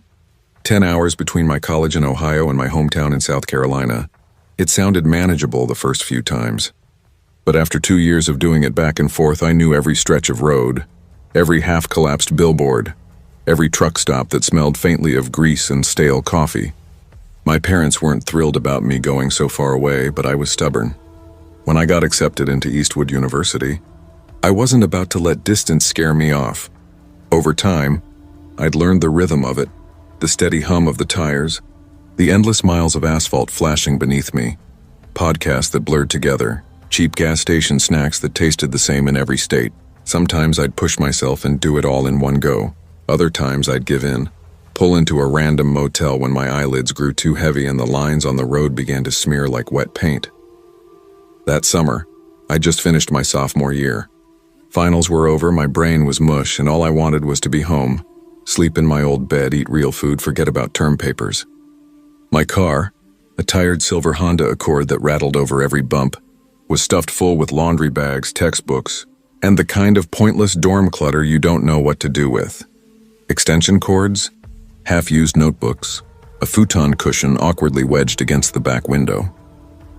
Before leaving campus, my best friend Claire hugged me so tight I could smell her shampoo. "Drive safe, okay? Text me when you stop somewhere. Don't do your whole I can make it routine." I laughed. "I'll be fine. 2 days this time, I promise." She squinted at me like she didn't buy it, but waved anyway as I pulled out of the parking lot. The first 6 hours went smoothly. I blasted music, stopped once for coffee that tasted like burnt wood, and called my mom around dinner time. "You should stop before it gets too late," she warned through the phone's speaker. "Don't push yourself." "I won't," I promised. "I'm pacing it this time." But I wasn't. Somewhere between playlists and empty roads, I lost track of time. By the time the sky melted into dark blue and the trees became silhouettes, I still had 4 hours left. My eyes stung from staring at headlights. The road blurred into one long gray ribbon. I knew I needed to stop. Around 11, I spotted a massive gas station glowing like a beacon off the highway. One of those all-night ones with rows of pumps, a convenience store, and a line of parked semis idling softly in the distance. I figured I'd refuel, grab a drink, and find a cheap motel nearby. The place buzzed with quiet life. Truckers stretching their legs, a couple of families wrangling sleepy kids, and lone travelers like me clutching caffeine like it was holy water. I parked near the side, locked my doors twice, and stepped into the fluorescent glare. The lights were too bright after the long drive, almost clinical, and the air smelled like burnt coffee and hot dogs that had been spinning for hours. I went straight to the restroom, splashed cold water on my face, and caught a glimpse of myself in the mirror. Bloodshot eyes, road trip hair, exhaustion painted across my skin. When I came back out, I grabbed a cold Red Bull from the cooler and joined the checkout line. That's when I felt a light tap on my shoulder. "Long night," a man's voice said. I turned. He looked mid-30s, maybe early 40s.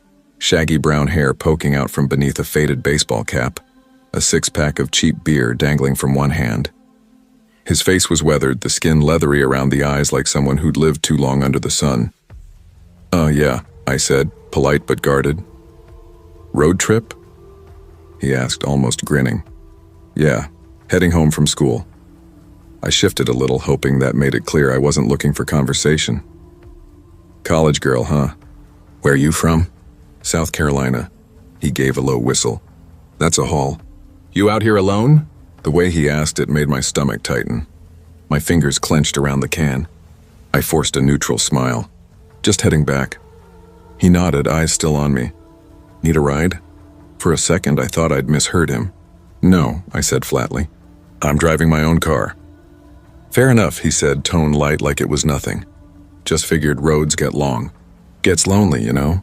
I managed a polite smile that didn't reach my eyes and turned back toward the cashier.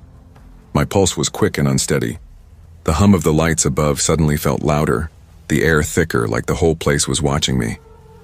Who even offers a ride to someone standing in line with their own keys in hand? The thought echoed in my head as I grabbed my change and muttered a quick, shaky thanks to the cashier. I walked out briskly, the automatic doors hissing closed behind me. The night air hit cool against my skin, smelling faintly of rain and fuel. I crossed the parking lot, heart still tapping too fast, and slid into the driver's seat of my Accord. As I shut the door, I caught sight of him again, the man from inside. He came out carrying his beer and a pack of cigarettes, head tilted slightly like he didn't have a care in the world. He walked toward a rusty blue pickup parked a few rows down. The truck looked ancient, peeling paint, one headlight filmed over with haze, and rust blooming along the bumper like rot. He tossed his stuff onto the passenger seat, lit a cigarette, and settled behind the wheel. I told myself it was nothing. Just a guy, a little weird, that's all. Before pulling out, I noticed my gas gauge was lower than I'd realized. I didn't want to deal with it in the morning, so I backed up to a pump and filled the tank. The steady click of the nozzle filled the quiet. Across the lot, the blue truck sat dark, engine off, just a faint ember from his cigarette glowing in the driver's seat. I avoided looking too long in that direction. The motel wasn't far, just off the same exit, visible even from the highway. It was one of those single-story roadside motels with doors facing the lot, the kind where you can see every room from the road. The neon sign out front buzzed and flickered, missing a few letters, so it read, Hotel View. Inside, the lobby smelled faintly of bleach and stale coffee. A tired-looking woman behind the counter slid a keycard across to me. Room 12. Checkout's at 11, she mumbled without looking up. The room itself reeked of mildew and old cigarettes, but I didn't care. I dropped my bag on the bed, kicked off my shoes, and yanked the curtains closed. Still, something made me glance through the slit before lying down. That's when I saw it. The same rusty blue pickup parked directly across from my room. The man was still inside, a dim orange glow from his cigarette outlining his face. My stomach sank hard. Maybe it was coincidence. Maybe he was staying here too. But if he had a room, why wasn't he in it? I shut the curtains tight, checked the door lock twice, and crawled into bed.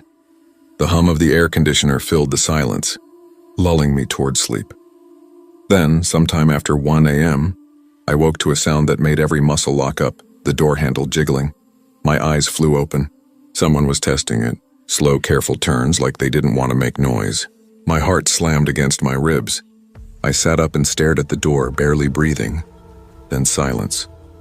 The quiet pressed down so heavy I could hear the buzz of the overhead light. I crept toward the peephole, palms slick with sweat. Nobody was there. But a second later I heard it, the solid thunk of a car door shutting. I darted to the window, peeled the curtain back an inch. The man was sitting in his truck again like nothing had happened. Just sitting there smoking, watching. Cold fear spread through me. If he had a room, why wasn't he in it? I grabbed the motel phone, pressed 0 for the front desk. It rang and rang, no answer. I tried again. Nothing. I thought about calling my mom, but what could she do from 4 hours away? I sat on the bed clutching my cell phone, debating whether to call 911. My thumb hovered over the keypad. Then came the knock. 3 sharp, deliberate knocks. My whole body jolted. The phone slipped from my hand and hit the carpet. I froze. Another knock followed, slower this time, almost rhythmic. That was it. I snatched up my phone and dialed 911, whispering frantically to the dispatcher what was happening. My voice trembled so badly I could barely get the words out. She told me to stay quiet, stay inside, that officers were on their way. I looked through the curtain again. The man wasn't at my door anymore, but I could see him sitting in the truck facing my room, watching. 5 minutes felt like forever. I didn't move, didn't blink. Then finally, headlights swept across the lot. A police cruiser pulled in, blue and red lights flashing against the cracked pavement. The moment it did, the blue truck's engine roared to life. He tore out of the lot, tires screeching. The cop's lights flared and he sped after him. I collapsed onto the bed, shaking so hard my teeth chattered. 10 minutes later, another officer knocked gently on my door. I opened it just enough to see his face, badge glinting under the harsh outdoor light. "We stopped the truck," he said softly. Driver was intoxicated. Beer, drugs in the vehicle. He admitted to knocking on your door but denied trying the handle. I swallowed, throat dry. It was him. I know it was. The officer nodded slowly. "You did the right thing calling us. You're safe now." I didn't sleep again. At sunrise, I packed up and left. My stomach was in knots the whole drive, eyes flicking to the rearview mirror every few seconds, half expecting that blue truck to reappear. When I finally pulled into my parents' driveway 4 hours later, I almost cried with relief. I sat there for a long time, hands gripping the steering wheel, heart still racing. That night, lying in my old bed, it hit me with cold clarity. If I hadn't locked that door, if I'd hesitated even for a moment, things might have ended differently. And that thought has followed me on every road trip since.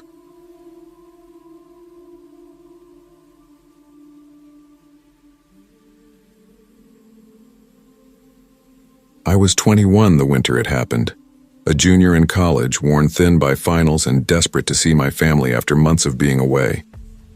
My school was in Oregon, my parents back in Missouri. Flying wasn't an option. I didn't have the money, not with rent and groceries bleeding me dry. So I did what I always did, packed up my beat-up 2008 Honda Civic, stuffed in a duffel bag a few blankets and a thermos of coffee, and promised myself I'd make the drive in 3 days. I actually looked forward to it. Road trips had always felt like therapy when I was alone. The steady hum of tires on asphalt, music wrapping around me, the comfort of moving towards something familiar. Still, there was always this faint undercurrent of unease about being out on the road at night, hours from anyone who even knew my name. I brushed it off, convincing myself it was just nerves. The first day went smooth enough. I drove from Eugene to just past Salt Lake City.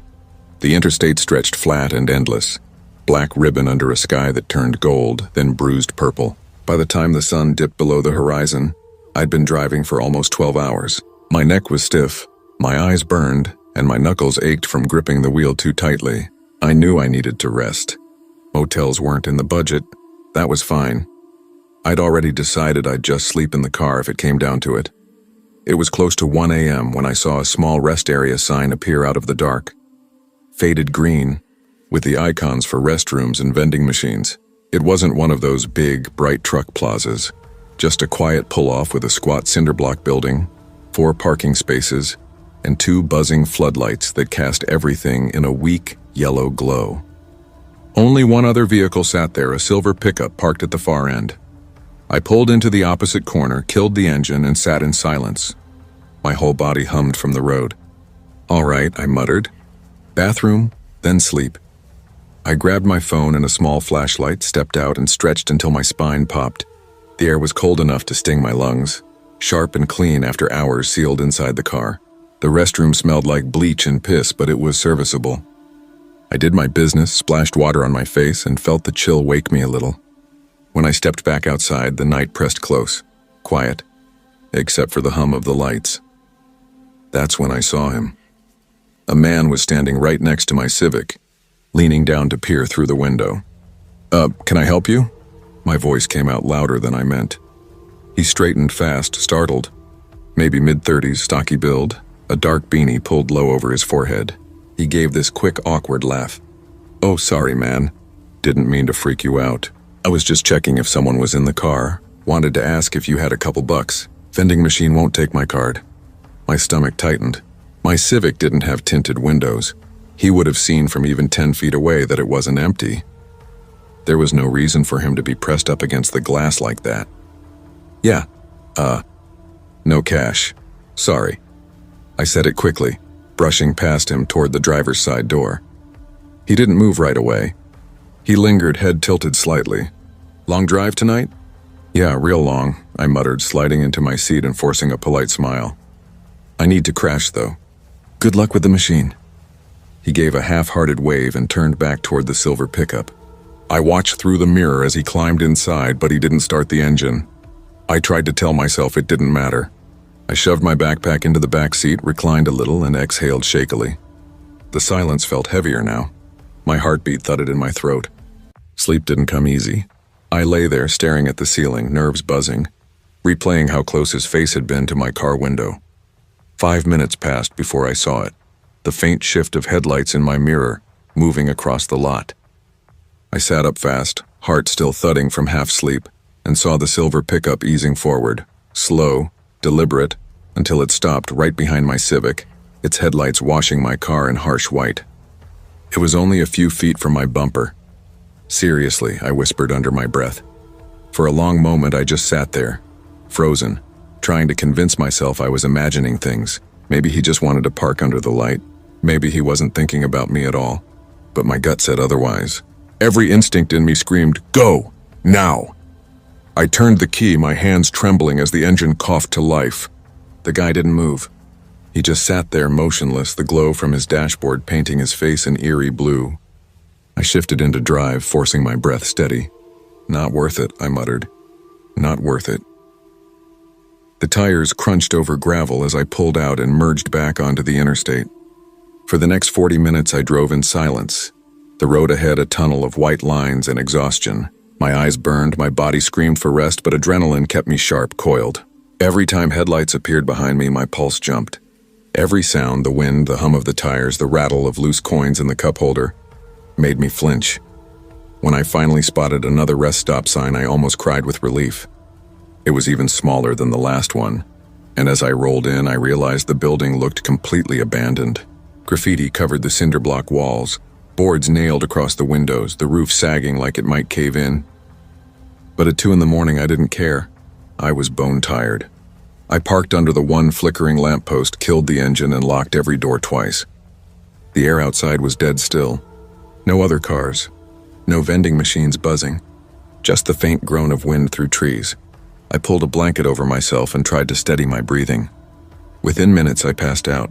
When I woke, it wasn't slow. It was violent. A deafening crash ripped through the car, shaking me awake. My ears rang. Before I could even process it, another smash followed. The unmistakable shatter of glass. What the? I jerked upright, heart hammering, eyes darting toward the rearview mirror. Headlights blazed behind me, blinding and white. Then movement on my right, someone standing just outside the broken window. The man from the last rest stop. He was holding a metal bat. He swung again. Glass exploded inward, scattering across the back seat like ice. What the fuck? I screamed, fumbling for the keys, my hands slipping. My breath came out in gasps. He leaned closer through the shattered window, the headlights catching his face. The same beanie, the same crooked smile twisting wider. "Liar," he said. "What?" I choked out, twisting the ignition, praying it would catch. "Liar," he repeated, voice calm but seething, like he was sure of something I wasn't. He slammed the bat against the door. Metal screeched. "You lied to me." I had no idea what he meant. My mind raced. I just told him I didn't have cash. That was it, nothing else. The Civic roared to life and I threw it into drive. As he raised the bat again, I slammed my foot down. The tires squealed, gravel spitting in every direction as I tore out of the lot. In the mirror, I saw his headlights swing wildly. He was running back to his truck. Fuck. Fuck. I muttered over and over, gripping the wheel so tight my fingers went numb. I grabbed my phone, nearly dropping it as I dialed 911. There's a man," I stammered. "He attacked my car at the rest stop off Highway 80. He's following me. He had a bat. He broke my windows." The dispatcher's voice was calm, grounding. "Stay on the line. Keep driving toward the next lit exit. Patrol units are being dispatched." Those words were the only thing keeping me together. 10 minutes later, I pulled into a brightly lit gas station. Blue and red lights flashed near the pumps. An officer was already waiting. When I saw him, my whole body went weak. I stumbled out shaking and told him everything. How the man had been peering into my car earlier. How he'd moved his truck behind mine. How he smashed my windows and called me a liar. Another officer arrived soon after. They took my statement, the man's description, the make and color of the truck. A while later, one of them confirmed over the radio. They'd found shattered glass back at the abandoned rest stop, but no sign of the man or his vehicle. Under the harsh gas station lights, I finally saw the full damage to my Civic. Both rear windows gone, long dents clawed into the doors, and what I hadn't even realized in my panic, my back tire slashed nearly flat. I ended up stranded in that small Utah town for 3 days while the repairs were made. My parents drove 6 hours just to help cover the cost. Even now, years later, I still see his face when I close my eyes. The twisted grin, the way he said liar like it meant something only he understood. What chills me most isn't the violence itself, but how random it was. I told him I didn't have cash. I told him I needed sleep. That was it. That was all it took for him to unravel. I could have died over a couple of dollars. Now, whenever I drive long distances, I refuse to stop at those tiny empty rest areas. I'll push through the exhaustion, hunt down a motel or a crowded travel plaza, anything with people and lights. Because that night taught me something I can't unlearn. Out there on those dark highways, it doesn't take much for a stranger to become a nightmare.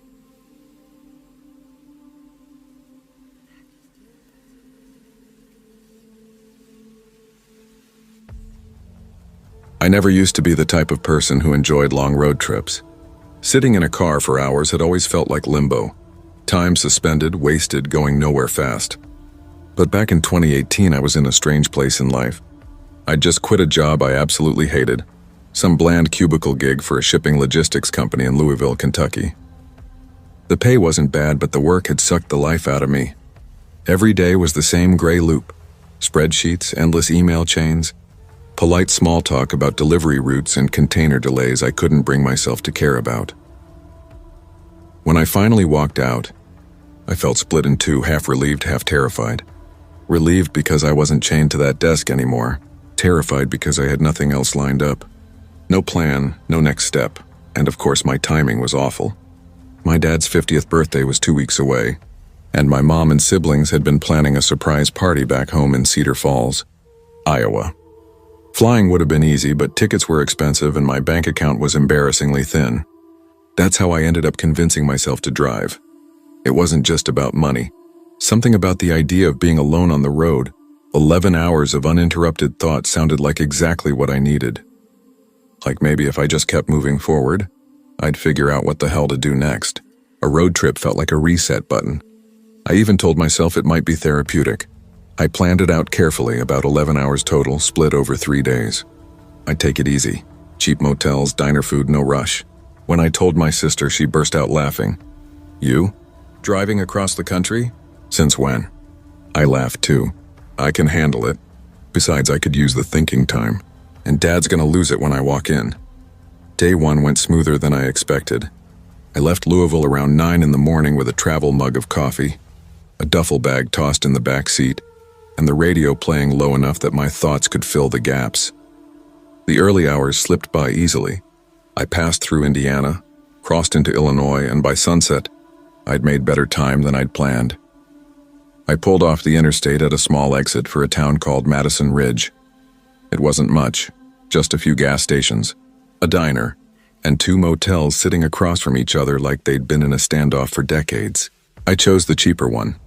A squat L-shaped building with chipped blue paint and a buzzing red sign that simply read, Motel. The front office smelled faintly of cigarettes and old carpet, even though the woman behind the counter swore it was a non-smoking establishment. She had a kind face, though faded pink lipstick, crow's feet from years of forced smiles. She slid a real metal key across the counter with a practiced cheerfulness. The room was fine. Beige walls, scratchy sheets, a flickering fluorescent bulb in the bathroom mirror. The kind of place where you don't look too hard at anything, because you're not planning to stay long.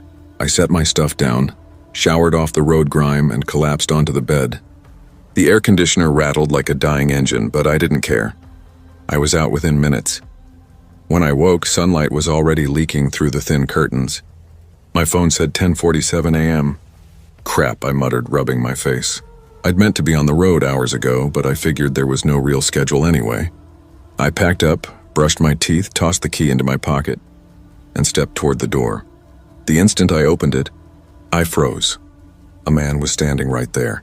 He was maybe mid-40s.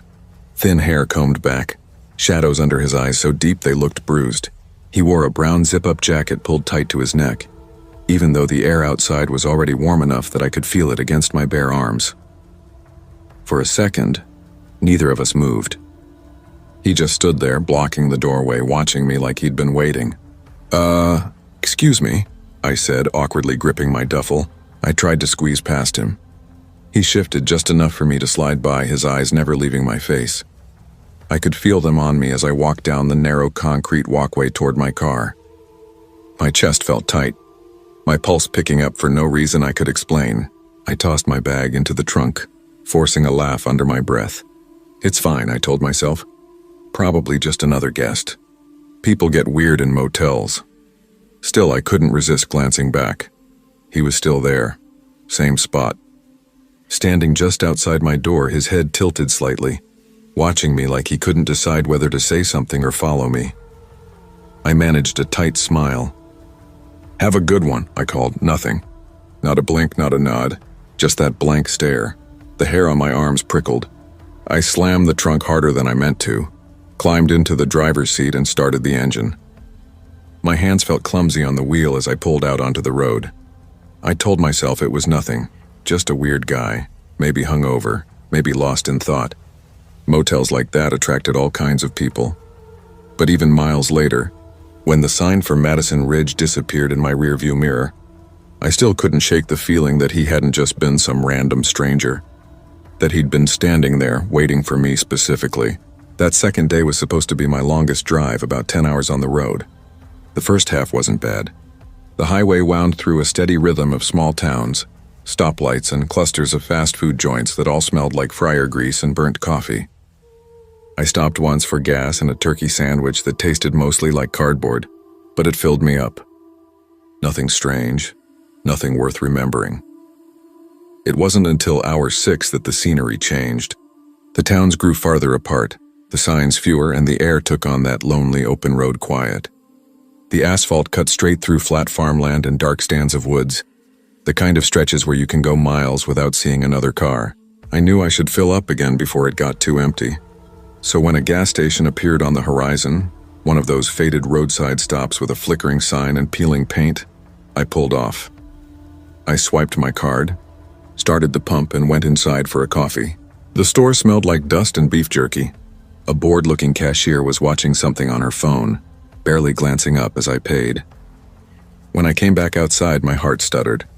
There was a car parked directly in front of mine, an old, deep red Corolla, bumper practically kissing my front end.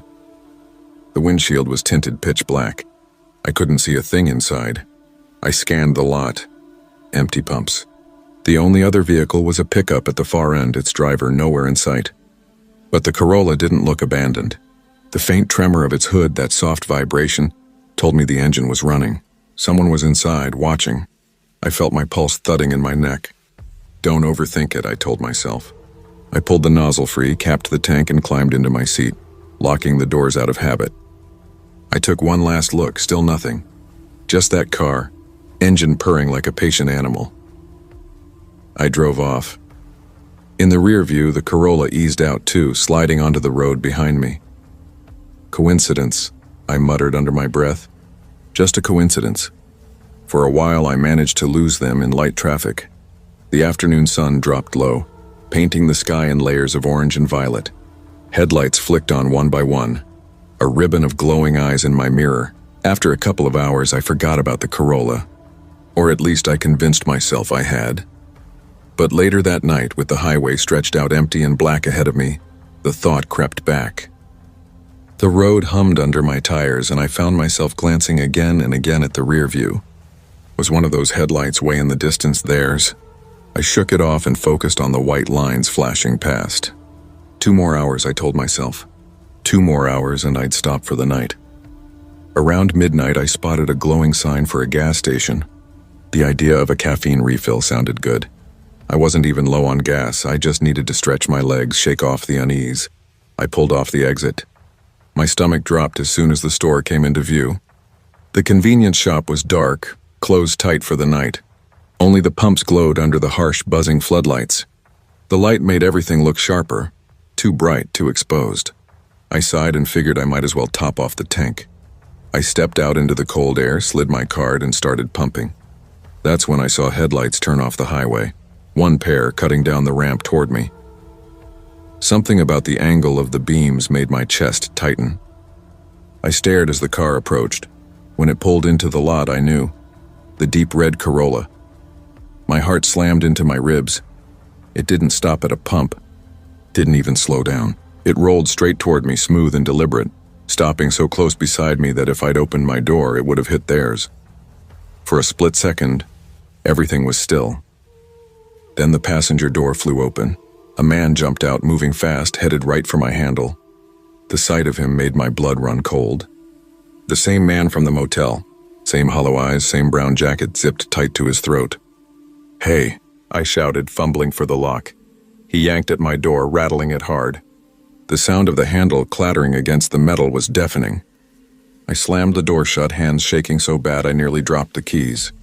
My engine roared to life, headlights flaring. He leaned down, pressing his face to my window. That grin, God, that grin. It wasn't angry. It wasn't desperate. It was joyful, like he was in on some sick joke I didn't understand. I hit the gas, tires screeching, gravel spitting out behind me as I tore back onto the highway. My hands trembled so violently I could barely keep the car straight. In the mirror, the floodlights faded fast. For miles, I couldn't tell if they were following me. Every set of headlights behind me looked like theirs. Every reflection in the glass felt like a pair of eyes. But eventually, the road emptied. No one behind me. Just darkness. Still, my thoughts wouldn't stop racing. He hadn't been driving. He'd come from the passenger side, which meant someone else had been behind the wheel. Someone who'd been following me all day, maybe longer. By the time I hit the city limits, it was past 2 in the morning. I pulled into the parking lot of a Marriott, too rattled to care about the price. My hands were still trembling when I handed the clerk my card. "Long night?" he asked quietly. "Something like that," I muttered. He slid me the key without another word. I locked the door the second I got inside, drew the curtains tight, and sat on the edge of the bed staring at the beige wall. My heart wouldn't slow down. That grin burned into my mind like a photograph I couldn't tear up. I kept thinking about how long they'd been trailing me, what they'd planned to do if that door hadn't been locked. I barely slept. The next morning, I left the city in daylight, surrounded by cars and noise and people. I didn't stop, not for food, not for gas, until I saw the familiar sign for Cedar Falls. I hugged my dad, smiled through the birthday party, pretended everything was fine. But sometimes, even now, I wake up in the dark with that same cold sweat, hearing the echo of a door handle rattling in the quiet, seeing that grin, and the thought that there were 2 of them maybe watching me even before the motel still makes my blood run cold. Because I'll never know how close I came to disappearing on that road.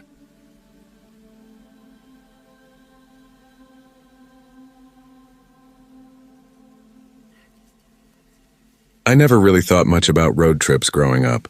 My family wasn't the type to load up the car and drive across states just for the hell of it. We stayed local, safe, predictable, maybe visited my aunt in Pennsylvania once or twice, but that was about as adventurous as it got. So when I finally got my driver's license junior year, I made myself a promise. Before graduation, I'd do a real road trip. Not just a drive to some destination, but the full experience. The long stretches of highway with nothing but static-filled radio and the hum of tires. The gas station snacks, the late-night conversations that felt endless. The music blaring out of half-broken speakers. I wanted all of it. By senior year, I had the perfect excuse. Our teacher, Mr. Connors, offered this weird elective, Legends and Mysteries. Not its official title, but that's what everyone called it. It was all about folklore, urban legends, unsolved cases, the kind of class most people took for an easy A. but I actually looked forward to it. Every week I'd sit in the back row with my best friend Daniel, though I'll call him Dan for this story. We'd been friends since middle school, bonded over dark humor and the same obsession with horror movies. We were the kids who'd sneak into old houses at night just to freak each other out. So when Mr. Connors announced an optional field trip to a supposedly abandoned town about 2 hours away, Dan and I signed up before he'd even finished the sentence. But here's the thing. The school wanted everyone to go by bus. And for some reason I hated that idea. Maybe it was pride. Or maybe it was the promise I'd made to myself about doing a real road trip. Either way, I volunteered to drive my own car and convinced Dan to ride with me, instead of tagging along with the rest of the class. He agreed without hesitation. That morning, I pulled up to his house in my 2007 silver Toyota Camry, a car that rattled like a tin can if you pushed it past 70, but had a solid heater and a trunk full of old hoodies. Dan came out wearing his worn flannel and that same beat-up backpack he'd had since freshman year. "Bro, this is gonna be sick," he said, tossing his bag into the back seat and climbing in. "You think Connors is actually gonna let us do anything fun, though?" I asked, backing out of the driveway. Dan grinned, eyes bright with that reckless spark he always had. "If not, we make our own fun. Like always." The first hour passed easy. Music blasting, dumb jokes, Dan making a game out of pointing out every weird license plate we saw. But the closer we got, the quieter it got. The scenery started to change. Trees thickening on both sides, the asphalt narrowing until it felt like the forest was closing in. My GPS showed one long gray line stretching through miles of green nothing. The afternoon light was fading, that dull, overcast kind that made everything look washed out, like dusk had come early. When the town sign finally appeared, it was half collapsed in a ditch. The wood was rotted through, the paint peeled to splinters. "Welcome to Dry Creek." Below it, the population number had been scratched off entirely. Dan leaned forward, squinting through the windshield. "That's not creepy at all," he muttered. I let out a laugh, the kind that comes out too quick, too thin. Population 0, I guess. We kept driving until the road opened into a wide clearing. That's when we saw them, the buildings. Maybe a dozen, all crumbling brick and sagging boards. The windows covered in gray plywood. It felt like stepping into a photograph from a century ago. The school bus was already there, parked near what must have been an old general store. Our classmates were climbing out, stretching, pulling their hoodies tight against the wind. Mr. Connors stood near the front, clipboard in hand, his breath visible in the chill. "Park over there," Dan said, pointing toward a cracked patch of pavement a little ways from the bus. "Don't want to look like we're clinging to the group?" I teased, pulling in. He smirked. "You just don't want to be walking back in the dark with everybody watching you freak out." I shut off the engine. "You're projecting, man." He didn't argue. We got out of the car and the cold hit harder than I expected. A dry, biting chill that smelled faintly of rust and pine. The place was silent except for the wind scraping through the trees.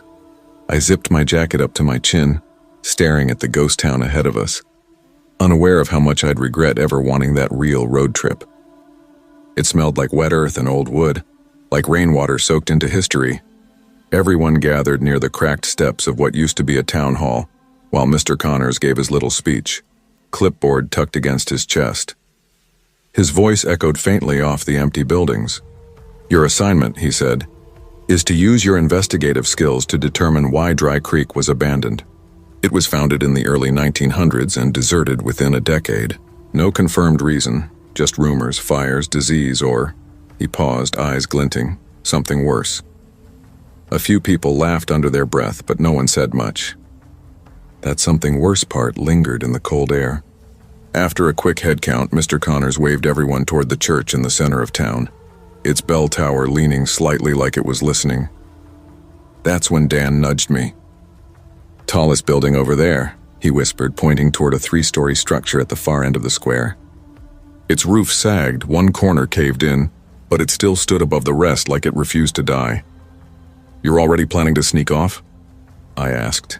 He grinned, that same reckless grin I'd seen 100 times. "Of course. We didn't drive 2 hours just to hear Connors read off Wikipedia." We waited until the group was halfway across the square before breaking away, cutting through tall, brittle grass that whispered against our jeans. The wind carried a faint metallic smell like rust and rain. Up close, the building looked even worse. Walls cracked like old skin, windows sealed with warped boards. The main door was nailed shut, but around the back someone had dug out a hole that led straight down into a basement. Dan crouched and peered inside. "Yo, ladder," he said. Sure enough, a rusted metal ladder was bolted to the wall, vanishing into blackness below. "You first," I said, shining my phone's light into the pit. He shot me a look.